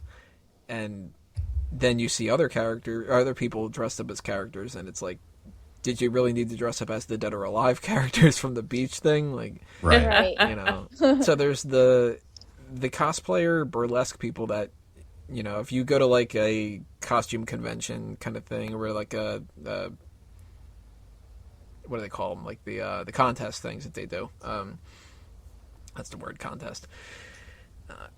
You can see people that, this guy's dressed up as Spider-Man, and he spent $400 on this costume, whatever, and this guy is also dressed up as Spider-Man, and he tried to do it himself, and it's not really, great, but he wanted to make a costume, and that's cool, and whatever. And then you can see that when it comes to the burlesque side of things, and there's, like, it's kind of manipulating some of the people. If you are on the opposite end, you can be, I'm a burlesque person, like what Caroline was saying, if this is a performance piece about something or whatever, and I'm like a cosplayer, burlesque person that's trying to prove an artistic thing, but then you see so many people at these conventions, and it's like, I'm going to use the term burlesque to just get attention, kind of, and I've got the type of body or whatever that I want to show off, or I just want to kind of get the attention, and I want to do it in a way where I don't have, I have some kind of an excuse. Yeah. Yeah. And you should be able to tell immediately if they're what they're doing. Now, some people argue about the whole, well, that doesn't count with the cosplay is not consent thing. That still does. I mean, Yeah. That is 24/7 for everybody in all situations and stuff like that. Even pseudo-wudo. You don't just grab the wudo. I was just gonna say, like, you're not just gonna not with that brilliant pun, but I was definitely gonna say, like, you're not just gonna walk up to him and grab his junk. You're just not gonna do that. You shouldn't do that to a girl either. It's just because she's dressed that way. It's just never right, people. Even if you're the most socially awkward person in the world, don't do it. Don't do it. So what topics are not safe for work in geek culture that we didn't talk about? I could bring up my crocheting if you want me Oh, to. yeah, that's true. Because you definitely couldn't make this stuff at work or in some places. There's a geek culture in yarn. Any movie character, cartoon character, video game character, you can find patterns to recreate them. You can find patterns for parts of your costumes for conventions. But then there's also patterns to make penises and little balls, and one that's really cute and I might actually make is a stuffed animal sperm with a smiley face, and he's cute. That's awesome. But then there's also a vagina wallet that I've seen. That's so cool. There's a little penis warmer for your husband or boyfriend. There was a uterus purse. Yeah, there. One thing that's really popular is a little penis and balls cover for your lip gloss. That is so cute. There are a lot of those. And yeah. I'm guessing a lot of the arts and crafts kind of have, their own subculture of things like that. Oh yeah, right now I'm working on a little tiny Link from Zelda. Yeah. Yeah. Does Link have a large penis on him or something? Yeah, No. I was trying to figure out how to word this. And I have 14 Hello Kitty little guys out there that I've made. Oh, yeah. There's an obvious joke I can make with that one. I know. Oh, go for it. Do I need to make the pussy joke? I think you just did. Yeah, I got 3 of them. Oh, boy. So, crocheting, I never would have thought that would have been one of those kind of situations, but Rule 34 and whatever the rule would be for that, if there is a way to incorporate porn into it, we'll find a way. I mean, I guess that counts as not safe for work because you wouldn't want your boss necessarily, depending on where you work, you wouldn't want him to see you crocheting a giant penis during your break. And a lot of people, they do that during breaks and stuff. Yeah. What if the boss came over? Hey, your break's over. Get back to work.